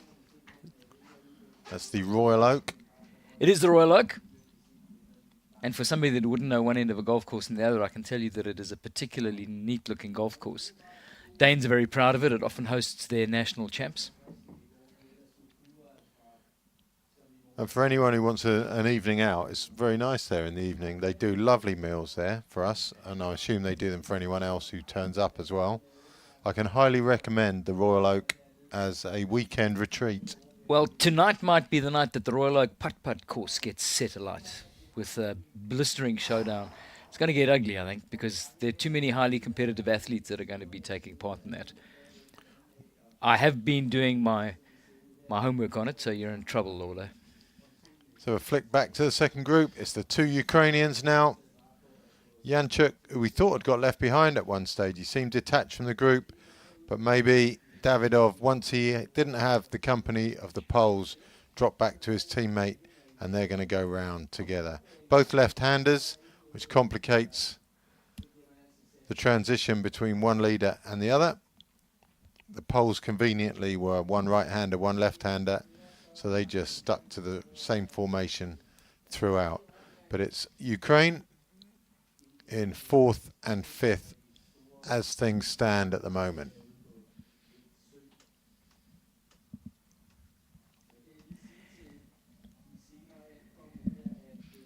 So the leaders come up for their third portage. Martin Kova is going to be the first of those into the portage, followed by Manuel Campos and Manuel Garrido. Garrido just dropping back off the group. Come round tight on the turn and go to the left-hand side of the pontoon. As tight turns in a seaboat, you really do roll it over as far as you possibly can without starting to ship water. Just a small gap back to Garrido. Campos is going to look in on the left of Kova as they come into the portage. Garrido going to the right of the pontoon. So Kova. Kova this time the first to rise. That's the first time we've seen him take the initiative. And it's Garrido who's had that little gap opened up on him. Campos running smoothly. Comes cantering, going back to our racehorse analogy here. He's got extra legs, just comes cantering in on the left Kova of, through the drinks. Kova. Trying, it's a little bit chaotic. Oi, oi, oi. Came just dangerously close to the line, but he made it. Campos away, Kova away, and Garrido is going to find himself with 4 or 5 lengths to catch up. This is the start of lap 5, so there's plenty of time to go and get fresh juice, get drinking systems in order, and these 3 will reform. Just repeat the rule if you want about the seconding area. Once you come into that seconding zone, you cross a demarcated line, and that's where you can make contact with your seconding crew if they need to effect any repairs or technical admin. But most importantly, if they need to remove a juice bottle, put in a new juice bottle, they need to run alongside you. They only have a very designated area, which is demarcated at the end by another white line, and they cannot step over that. And that's where that little bit of ballet at the end, I'm sure, spared the blushes of what would have been a 15-second penalty. Or yeah, I'm not sure on the penalty for the crimes. It's just the crimes that I know about. I don't suppose I know about all the crimes either. A set of rules that potentially I've never read. Ukrainian coming into the seconding area. Quick Difficult in the swap over. seaboat because that boat actually, he actually had to slow Nicely down done. to give his man enough time to slot that into the juice bottle holder. Lots of vocal support for the Ukrainians in all of the Some events. good tunes playing at the Portages as well. Rolling Stones for the Portages.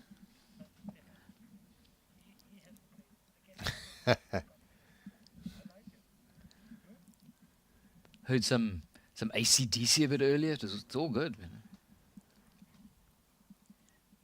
So 2 Ukrainians back together, drink swap. There's the leaders though.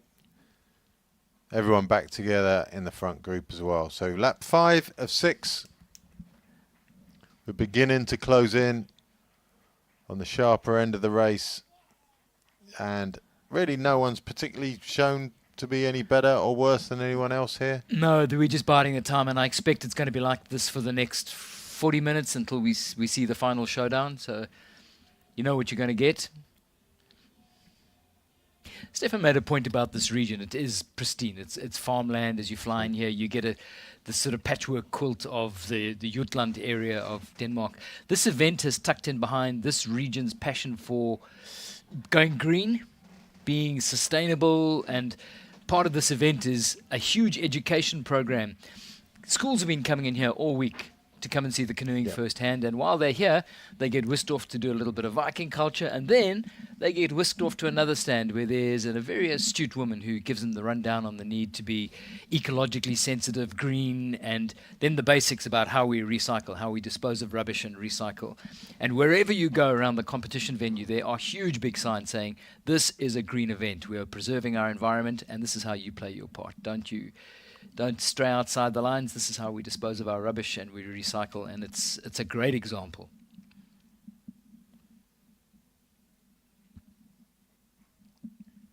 So you saw the Hungarian just struggling to stay with the other 2 there. The Australian drink change was textbook, and the French Dunilac also changing his drink.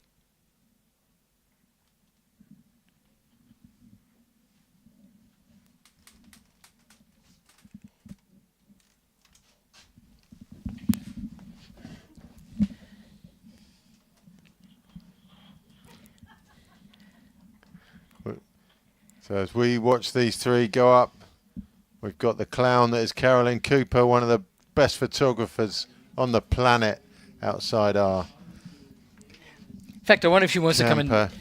She I might- don't, she I might don't wanna- think we can bring her in. The language, No, no, the not bring her in, language but can maybe escalate with just Carolyn. through the window. I know she's been itching for me to do this, so maybe she'd like to come back to the window if she can hear us. I don't think.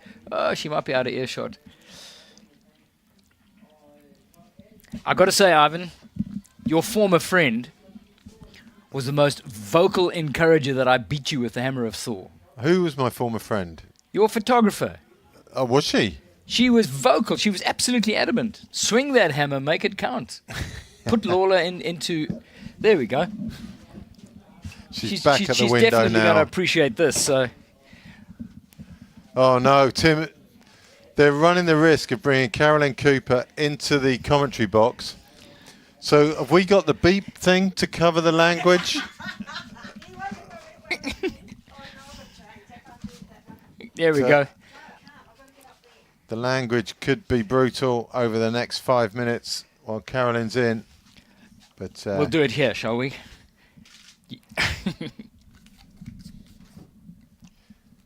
it's an experience being in here with these two. But not all experiences are positive, but this is definitely an experience. The front of the race. The hammer of Thor has not been swung at the front of the race. And there we go. The other ones still standing. It's Kova Garrido Campos. Janchuk and Davidov make up group 2. Then Macios, Shimon, and Nagy. Now a couple of minutes plus, maybe 3 minutes off the pace.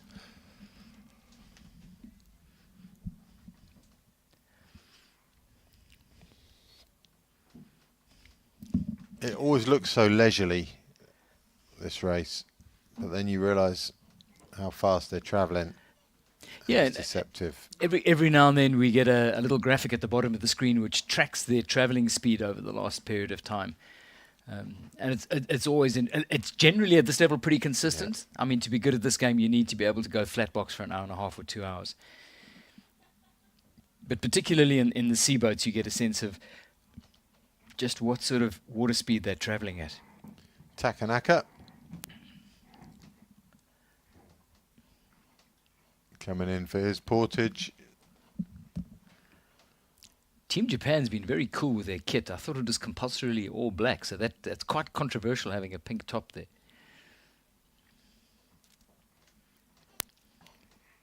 Or should we just say it's faded red? Might be faded red. Putting the paddle in the boat, as we saw in the K1s from the Japanese yesterday. There is Carolyn Cooper There's there, your- official photographer number 3. You can see a classic Japanese Chucks the bottle. changeover. One bottle in, one bottle out. That's better. Goes into now it. we're talking. So much easier to go into a chest holder.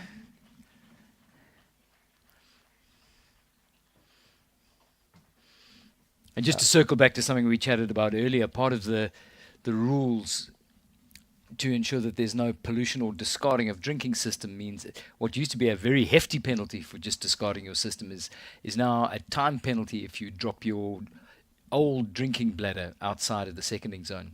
It's still a great idea. It's a great message, Yep. and everybody's bought into it. Cool. Slight error of judgment on the steering there. And Garrido hit the turn buoy fairly heavily the previous one.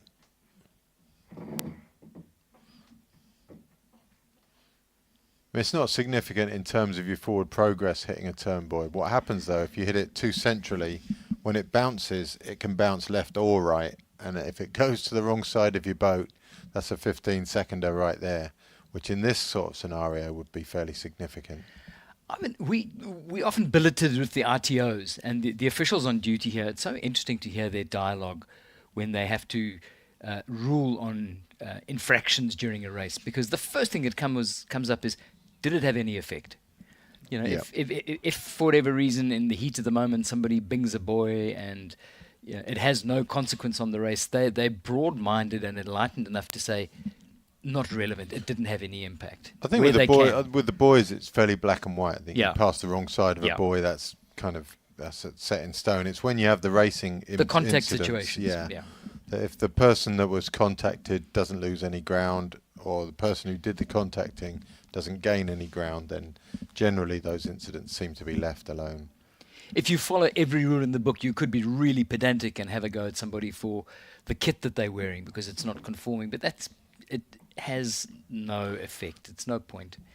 And they're. I think sprint is more picky on that side of things, but marathon a little bit more relaxed. Even the Spaniards there have got different kit on. I thought the Spaniard way was one red arm, one white arm.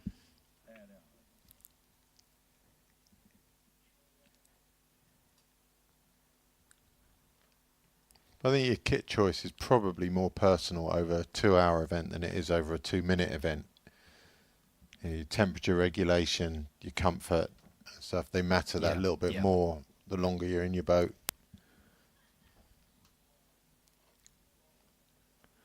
So there's your graphic. Spain, Spain, Hungary, followed by Ukraine and Ukraine, followed by Portugal, that'll be Maciel, then France, Dunilac, Hungary, Shimon, and Australia with Nagy. Then it's the two Japanese, 402, Kokaji, and 411. At the back currently is Takanaka. Maciel just going around the turn at the top of your screen as we watch the three leaders come back down towards us for the penultimate time from that top turn. And significantly, it's been warmer today. The wind has picked up as it has done every day that we've been racing here. But it's one of the warmer days, so hydration and the impact that it has on your endurance capacity probably are more of a factor today. And I'm thinking particularly of later in the day when we've got the K1 races coming up, because that's going to be flat out intense. So. Yeah, we've got women's and men's K1 to come. Both super intense races. I'm not sure if they're both on the course individually or whether they're on sharing with other races. I think the women's K1 is at 2:15 and on the course on its own. So that's good. I like that. That's brilliant. It's much easier to follow one race on the course than two. Spaniard puts his blades down as he gets fresh juice. Quite happy to let a change of shape come into place. Looking at Kova. Kova says, me? Everyone's looking at everyone right now. No, not my turn. Ching Chong Cha. Who's going to take it? So dropping around the back. Campos goes back to the front. Very clear from Kova. No. Kova ducking around the back of the other two. There's the Ukrainians in the background.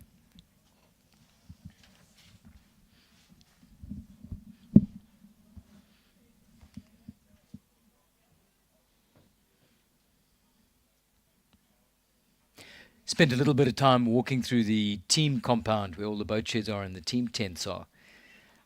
And having the men's and women's races late in the day on the Saturday means that, they get up with everybody else they jump on the shuttle buses to come down here and then pace around like tigers in a cage. In the great modern way, a whole bunch of them are sitting wearing headphones and listening to music and trying to zone out and chill out. But it's tough if you've got to do that for 6 hours before you can think about getting your boat and getting down onto the water. You don't want to go and paddle. You don't want to waste time. You don't want to go burn matches. Time management. We've got a couple of juniors here from my club. They're young. They're 15. It's the first time they've turned up at an event like this, and to walk around the whole day just gawping at everything that's going on is very tempting.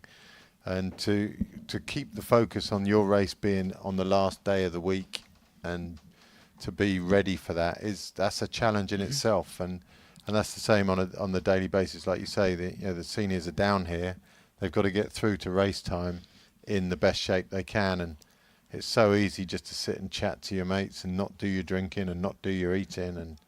But this sort of level, these older guys certainly are very professional at that and have learnt through their mistakes.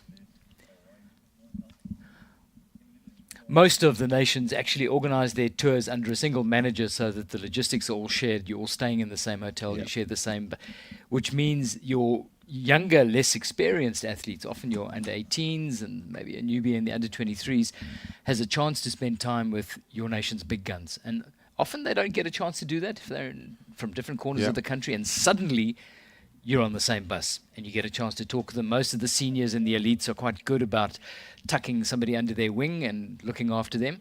But it's a learning curve of note for a youngster to come on a tour to something like a Marathon Worlds.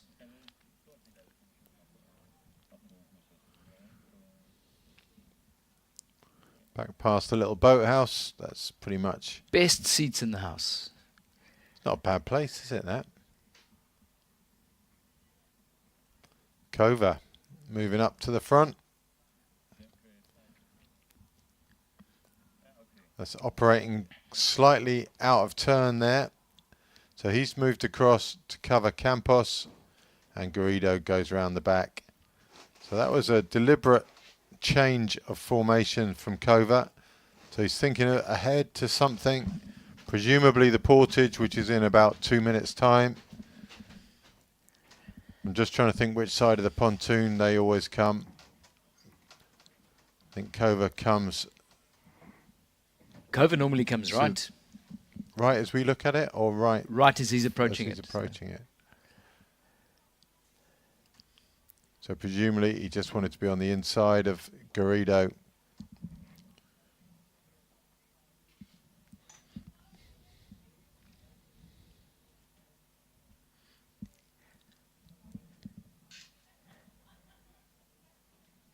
Sitting where he is, he still has the luxury of some choice. Yeah. As they come around that last turn, he can pick and choose, particularly if he sees Campos, who looks like he's going to be leading him around that turn electing in one direction. He can roll a tactical dice. So just 2 portages to go for these guys now.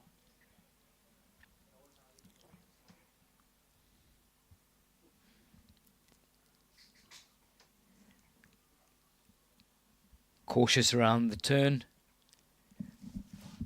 Campos in no great hurry to get into the Portage. This is just minimizing risk. They just want to get through this, ideally in exactly the same position as they came in. Last turn, Kova's going to go strong on the right. Kova's heading right again. Kova has sort of dominance over Garrido here. He could keep paddling along now for a little while Garrido will if he go wanted long. to. But Kova's out, running. Garrido last to rise, but everyone's in a line. All beautifully out. Should be retention of the status quo, clattering his number slide up against the spectator fencing. Campos definitely runs quicker than Kova. That's a given. Music kicks in on site for the Portage. Back to the AC/DC playlist.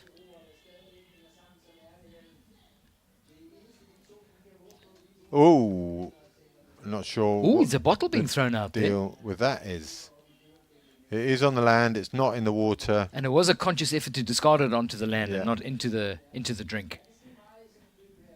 I did see his team management scuttling down at speed to collect it.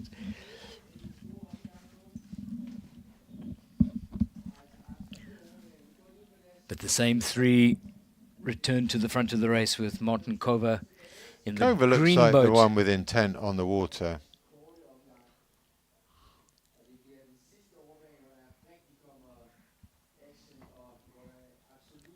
So the other's 3 minutes behind. Sorry, 1.5 minutes behind, not 3 minutes. Into the Portage they come, Ukraine.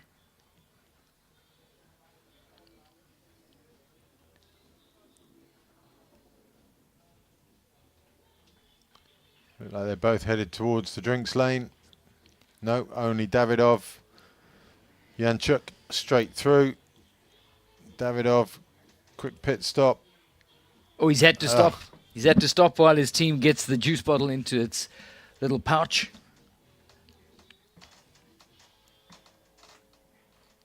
Two big, strong men.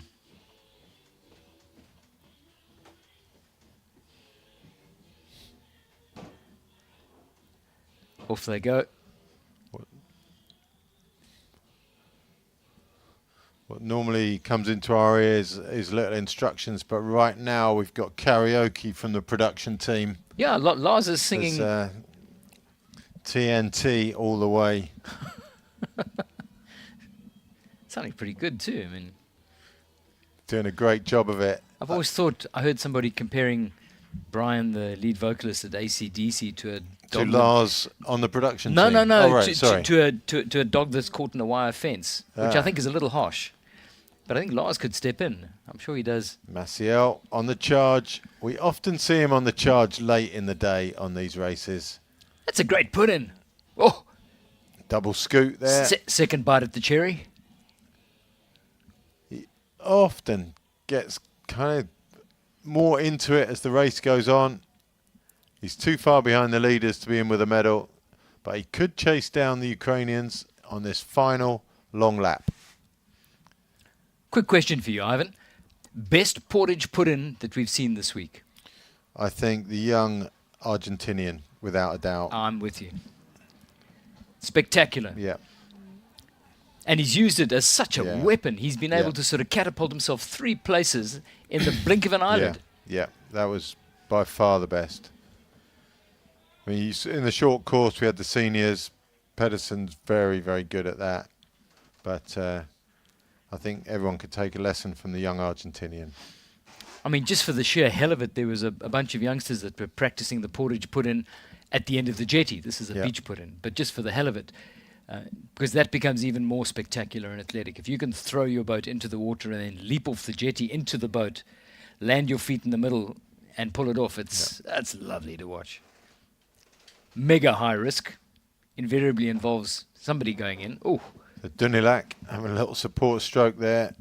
Something's happened. Is his paddle okay? He seems to be really struggling. It's like the joiner in his paddle has come loose, and he's trying to align the handle with the blade, I think. He's not happy. surely that's a fixed blade. But he doesn't look happy with it, you're right.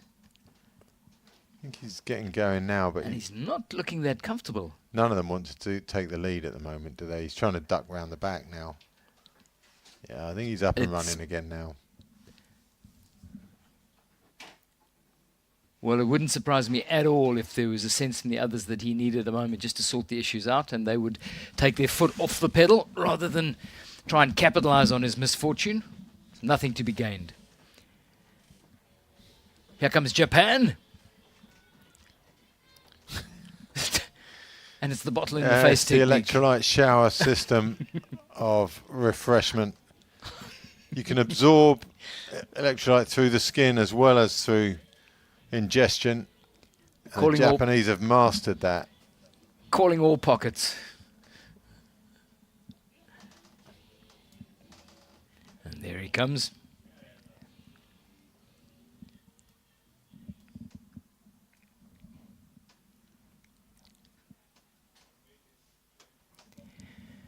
Takayuki Kokaji of Japan. Still holding off his teammate. Takanaka, who will be our last man over that portage. So in the context of this race, as we start puzzling over who's going to take the World Championship for 2023, this is the last full lap.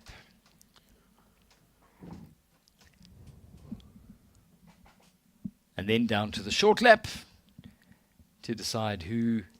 We know who's going to be on the podium. It's just a case of what color medal you've got. There is Takanaka. He's just about to come past the little boathouses on the far side.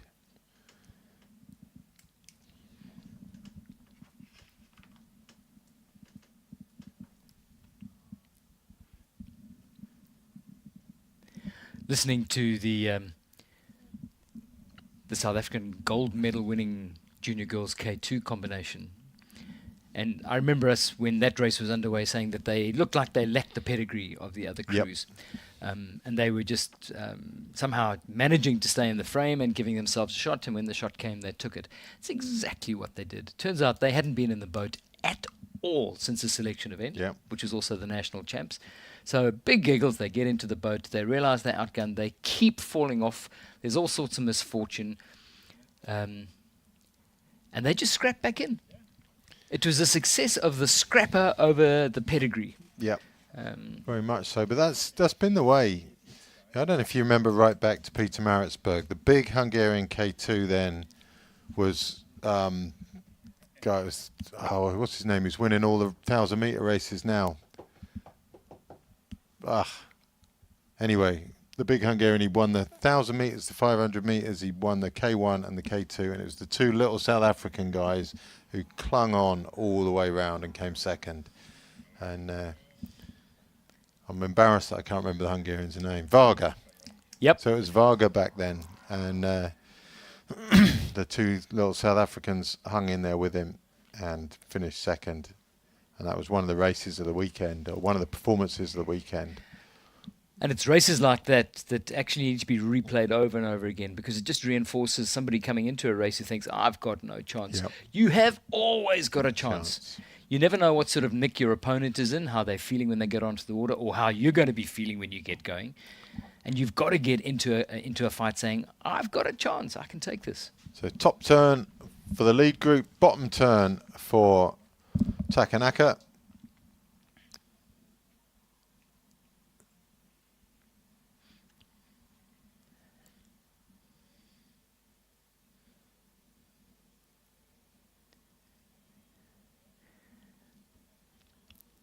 So this is a turning point event in so many ways. We were just musing that it was the World Marathon Champs without a Hank McGregor or Renata Shai, which definitely signals entering a new era. You take those two characters out who are both larger than life figures.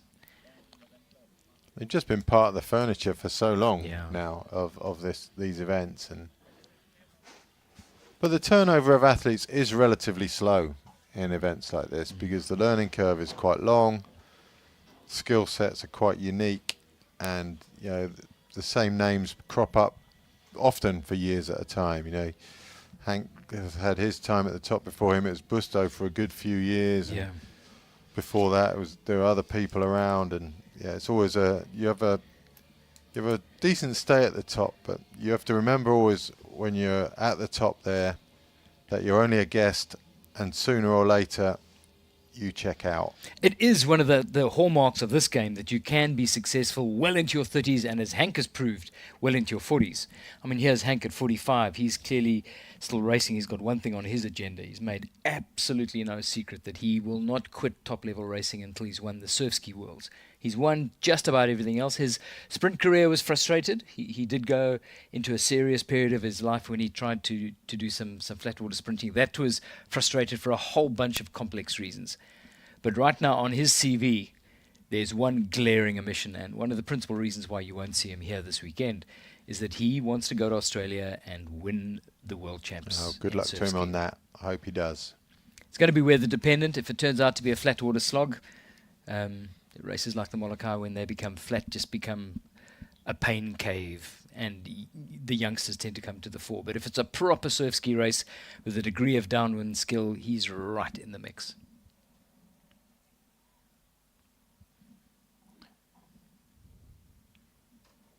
So here we come, headed down to the final turn at the bottom of the course and the final portage. And things are going to get a little more spicy in about 5 minutes' time. Cup of tea? We got time? Get the kettle on.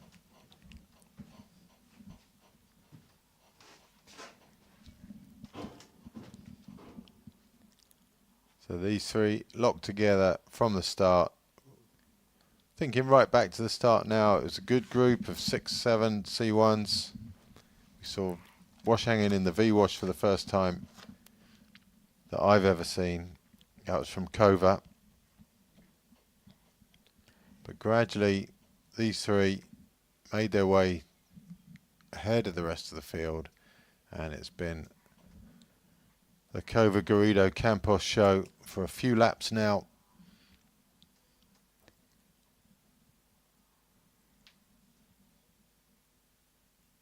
Cova just hovering on the outside. And it's so hard to try and pick one of these three as a potential victor over the other two. It does set us up for what potentially is going to be a great sprint down to the line. The only problem with the C1s, once the gaps open up, it's so hard to close the gaps because you're trying to go faster than someone else. That someone else has no compromise in their stroke for steering, whereas you do have to compromise your stroke for steering as you go over the wave. So not only are you having to pull harder, you're having to steer more at the same time. So catching up is so hard. So the portage is kind of crucial. This looks like a C3. Look at this. It Look at the does. symmetry in the rhythm. I think Cova's got the highest on-water speed of the three. Do you think that wave surges with each stroke? The C blade stroke is far more pronounced than a kayak blade You stroke. can see the boats dip down as they put pressure forward.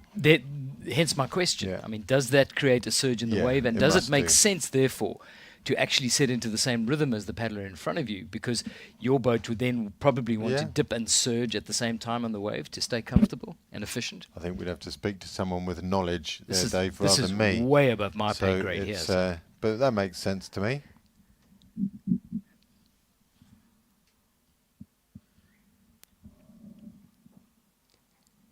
Wind is easing, if anything, which will be really good news. Women are up next. They're all pacing around here.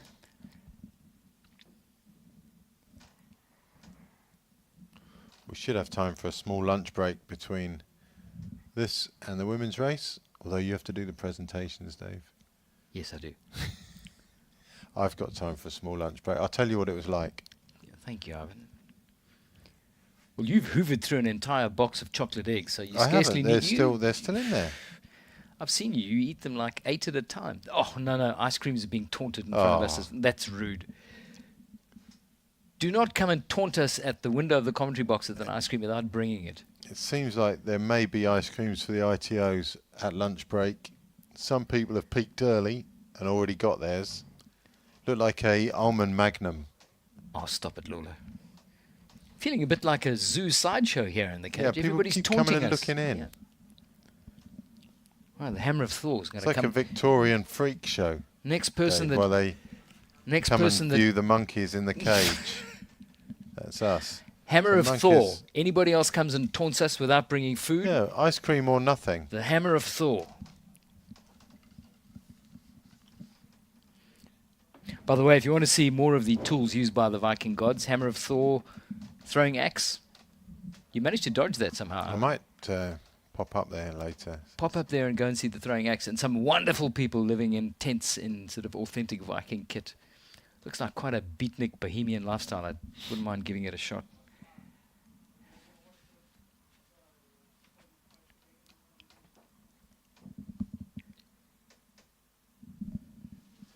So we are closing in. We're 2 minutes away or less from that final portage.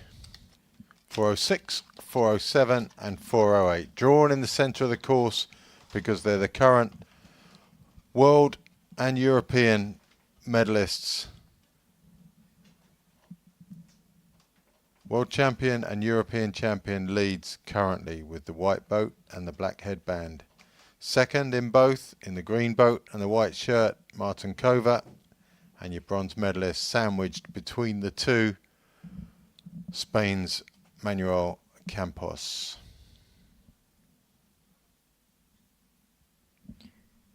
Been given a pile of cards here with every significant god in Oh, Viking lore. fantastic.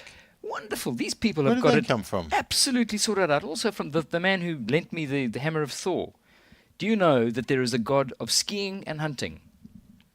Delightful lady who's apparently quite short of clothes called Skadi. Okay. Wonderful. Goddess of skiing. That's It's a my pretty kind cool of goddess to be. The strongest of the giants was called Hrungnir. I think that was bang on your pronunciation. It's impressive, isn't it? There's loads of them. There are heaps of them. Here we come. It's game on.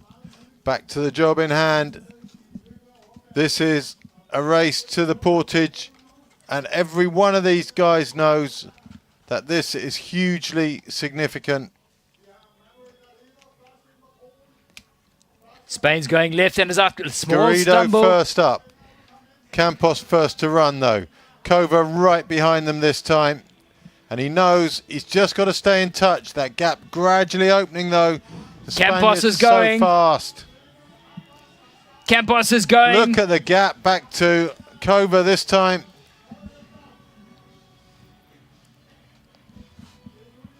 It's not an unassailable gap though. Kova is going to get in roughly. Quick start here is goal. 3 or 4 lengths behind them. He's in well Campos and is he's gone. away. Garrido's gone. Kova under pressure.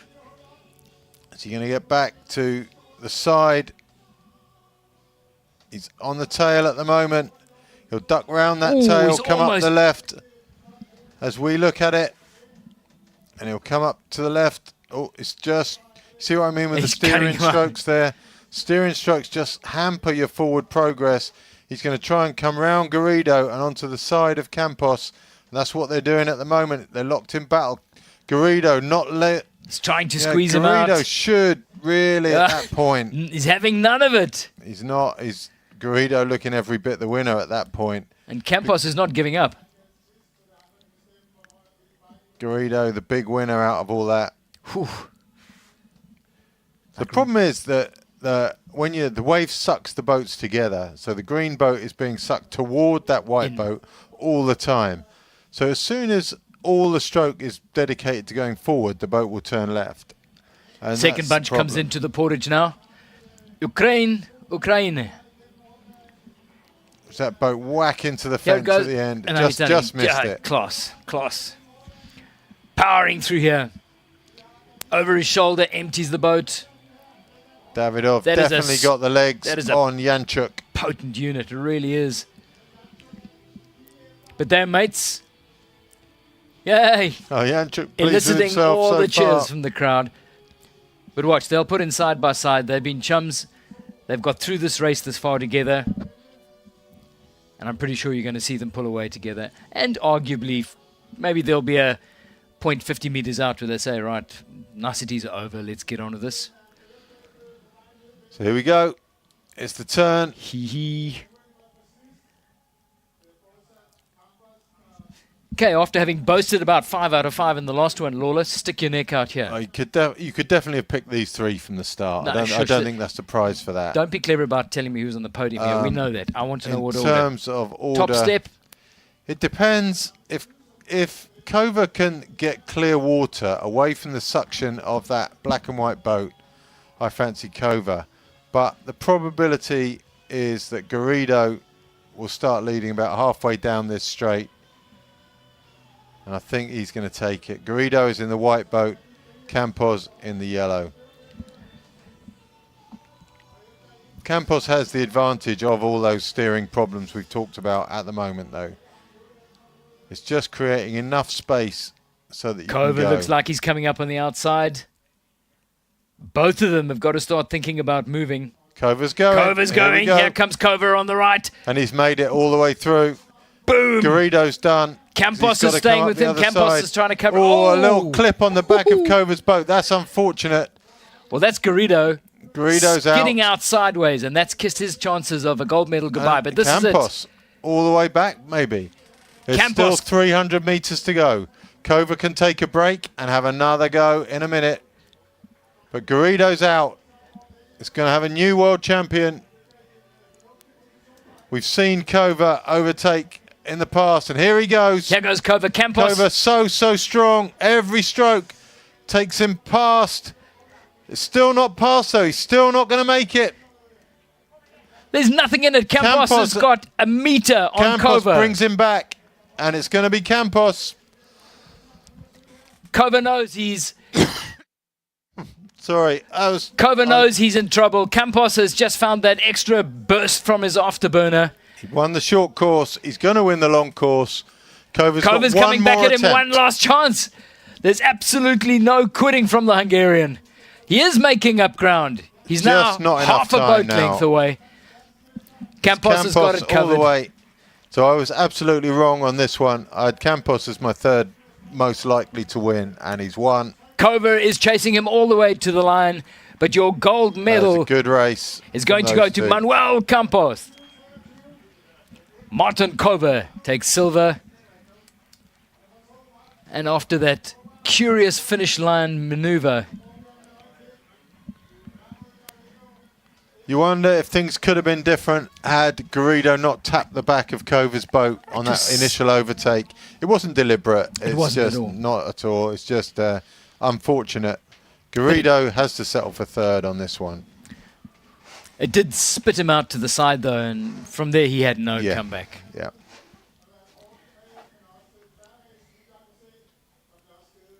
Congratulations being shared between the two Spanish teammates.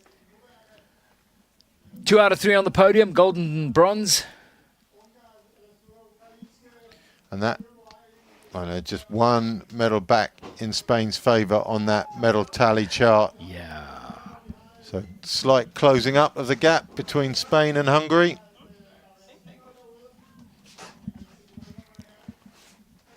And it's Ukraine off for 4th place. Yangchuk, remember, so fast off the start. He was the one who led the start. He's the athlete with the most explosive power of the two. Davidov looking strong. But it's going to be Yangchuk, I think. Yeah. Yangchuk from Davidov. So 4th and 5th. So hard to tell. They're far apart, and that camera angle exaggerates the... I think it might be closer than you reckon. Luckily, we've got a window right in front of us, Dave, and We I'm have. on it. I was using the power of the window there rather than watching the screen. Dave's exactly right. On the screen, it's so hard to tell exactly Yangchuk. where they are. But Yangchuk takes it from Davidov. Ukraine 4 and 5. Good race from those two guys.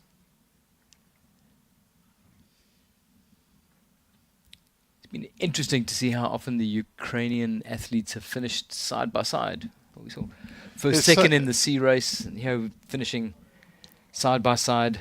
If you watch all the races, it is uncanny how often teammates end up in Yeah. the same group. And I think part of that's familiarization. You know you're with them, everything's okay, and it's quite difficult to break those habits sometimes. And as we saw from the Argentinians in the K1 race a little bit earlier, so often you'll go into a race with a deep commitment to your partner and a set of team instructions, and the communication throughout the race is clearly designed to optimize the collective team result and look after each of your individual performances. But that team dynamic can be potent if it's managed properly. So Maciel from Portugal next over the line.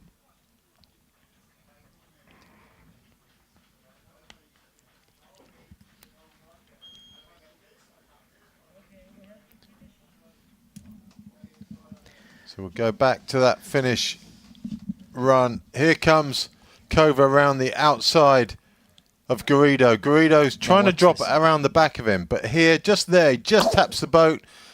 Kova lucky to stay upright by the look of it, and it just spoiled his forward progress. It takes Garrido out of the race altogether. It wasn't deliberate.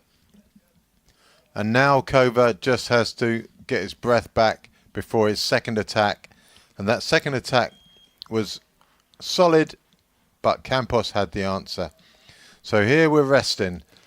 Kova, and there he goes, boom. Thinks he's going to get through. Extra reach, the extra power going down.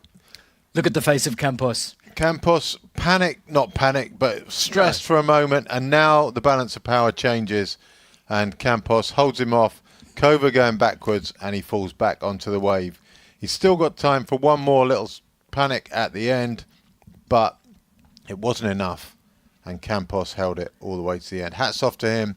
2 golds from 1 championship, and I'm sure we'll see him in action tomorrow as well. This was the final effort from Kova. It came to nothing. and it was Campos all the way from here. You look at the expression on Manuel Campos's face. I'm pretty sure the tank was empty, but when you've got somebody hovering in the background like that, just over your shoulder, just about to totally ruin the party, you dig deep and find something. If it's just 20 meters, 10 strokes, he was puffing and huffing. Good C1 race.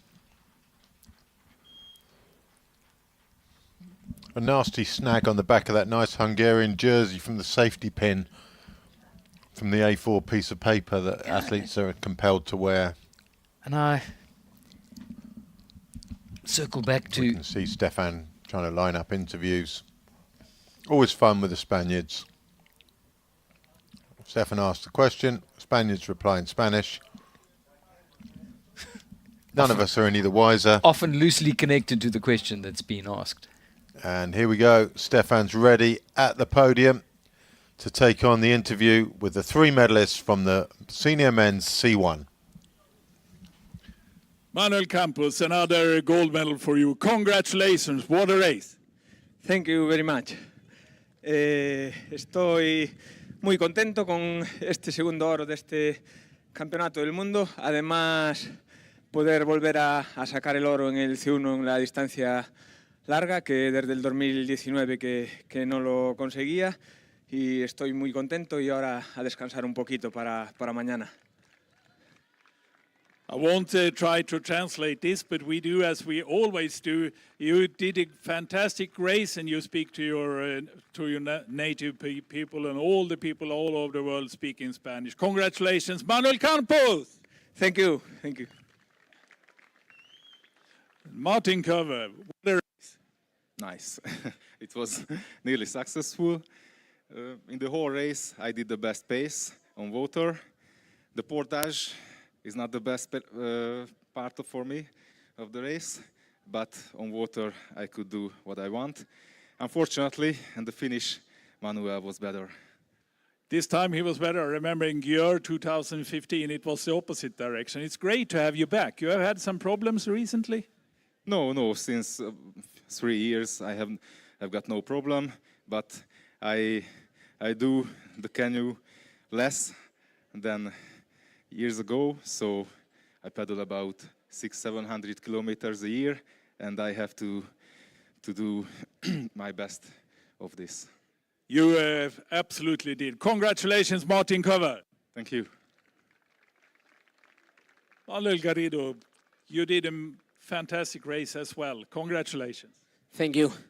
Ha sido una regata muy dura en la que han sido muy superiores a mí, dura por mucho viento y ya muy contento con el tercer puesto. My Spanish is obviously too bad to translate this, but it was a tough race, and all 3 of you stayed together all the way through. So it was just until the final portage. Did you expect this result? No, ya lo miré complicado. El último corteo lo quería correr fuerte para montar con ellos en el agua, pero ya los miraba muy superiores a mí en esta regata. Congratulations. Thank you, all 3 of you. Big hands for the medalists in C1w&m.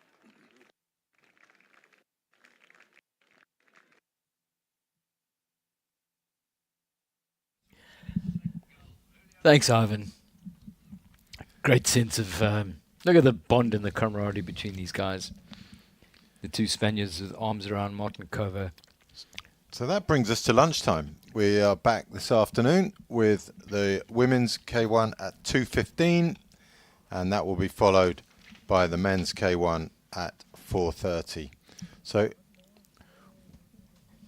we're just waiting for the final competitor to come through on the men's C1. That'll be Takanaka of Japan. He's up at the last short lap turn. There he is on shot. So 2 minutes and it's lunch break.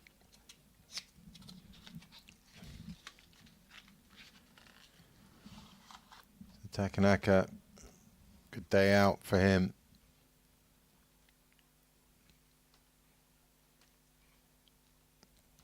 .500 meters to go.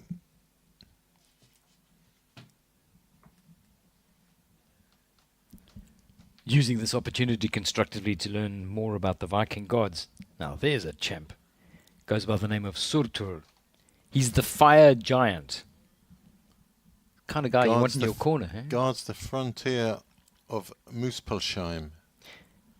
At a place called Ragnarok. Doesn't that sound like something out of a TV series? I think that's what the TV series is about. Ragnarok. Yeah. Okay, it's the Vikings. Okay. Ragnarok, he leads the sons of Muspel to fight against the gods. Splitter. He's one of the bad guys. Yeah.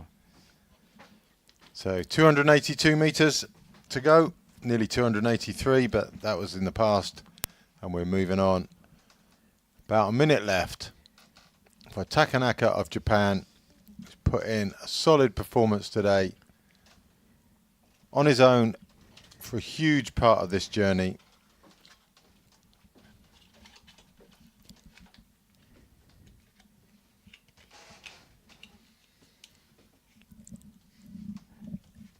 And I think that's going to be a very happy Issei when he finally gets down to the finish line.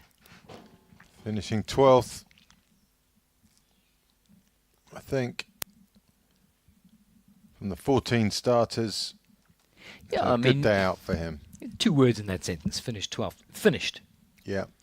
You know, he's on the result sheet. 12th out of 14 is of little consequence to him. A contribution to a broader Japanese effort, 100%. So 50 meters or less to go. And he's going into this westerly wind. You'll see as he gets down to the finish line, those red flags are flapping quite stiffly, which suggests that the westerly wind is a factor. It'll be fun to see how that develops in the next hour or so. That's his job done. Nicely done. Issei Takanaka. And that brings to a close our morning sessions. Right, let's we go. Might have the result list up. I'm not sure if that's ready yet, but if we have it, we'll wait for that before we close off. And then 2 K1 races this afternoon. For many people, those are the blue ribbon events of the competition. And certainly from the mood amongst the elite athletes when I walked through the camp a little bit earlier, there's a huge amount of tension and interest ahead of this. This is what, for many of them, the whole year is built around. Here's our results. Campos from Kova. Garrido having to settle for 3rd this time. He's been world champion last year, European champion already this year. Then the 2 Ukrainians. Yanchuk just overpowering Davidov down the last 200 meters. Maciel, almost a big finish from him, but he couldn't make any ground on the Ukrainians. And Sebastian Simon just behind him by about 25 seconds, 30 seconds. Dunilac from France next. Nagy from Australia, who was up the sharp end for those first couple of laps and looking good. And then the 2 Japanese, Kokaji and Takanaka. Bourgil and Zukora did about half the race before pulling out with an eye on the prize for tomorrow. And Eduardo Callo, DNS, didn't start today. That wraps it up for the session. Time to go and catch your breath before the 2:15 local time start of the women's K1. On behalf of Ivan and myself, thanks for the eyes and ears. See you later. Ja, så er der lige tid til en pause her. Næste løb, det er klokken 14:15, og det er kvindernes Canoe-Kayak. Så i mellemtiden er der gode muligheder for at gå rundt og kigge på alle sideaktiviteterne, der er her. Lige her ved Ro-klubben, der er der stand-up paddleboard, og man kan komme ind og prøve en romaskine, ikke en almindelig romaskine, men en kajak-romaskine, og prøve sine skills i 1000 meter kajak. Går man ud af søvejen heroppe, ja, så kommer man først til en bod, hvor man kan smage mjød. Og lige til højre for den, der er der vikingemarked, hvor man kan købe alt muligt. Blandt andet et 1,5 liter horn til sin mjød, så man kan få det drukken på rigtig vikingemønær. Der er også smykker, og der er også forskelligt andet håndværk, man kan købe der. Lidt længere op ad vejen, op ved planetariet, der finder man rigtig håndværk fra vikingetiden. Nemlig det guld, der er fundet ved Fæsted. Den største skat med guld, der er fra vikingetiden, der er fundet herhjemme. 900 gram rent guld, hvor de har lavet nogle rigtig fine ornamenter på, og man kan komme ind og se på det, og der er også historien om, hvorfor det er der ved fæstet, og hvad de muligvis har brugt det til. Så det kan man også, og på vejen tilbage, så er der Viking Games, hvor man kan skyde med bue og pil, man kan kaste med økse, og man kan lave noget træløft og prøve torshammer. Og er man lidt mere i den kunstneriske retning, så kigger man mod nordvest her, og der ser man herover til venstre de her partisansøm-agtige badebolde, der er pustet op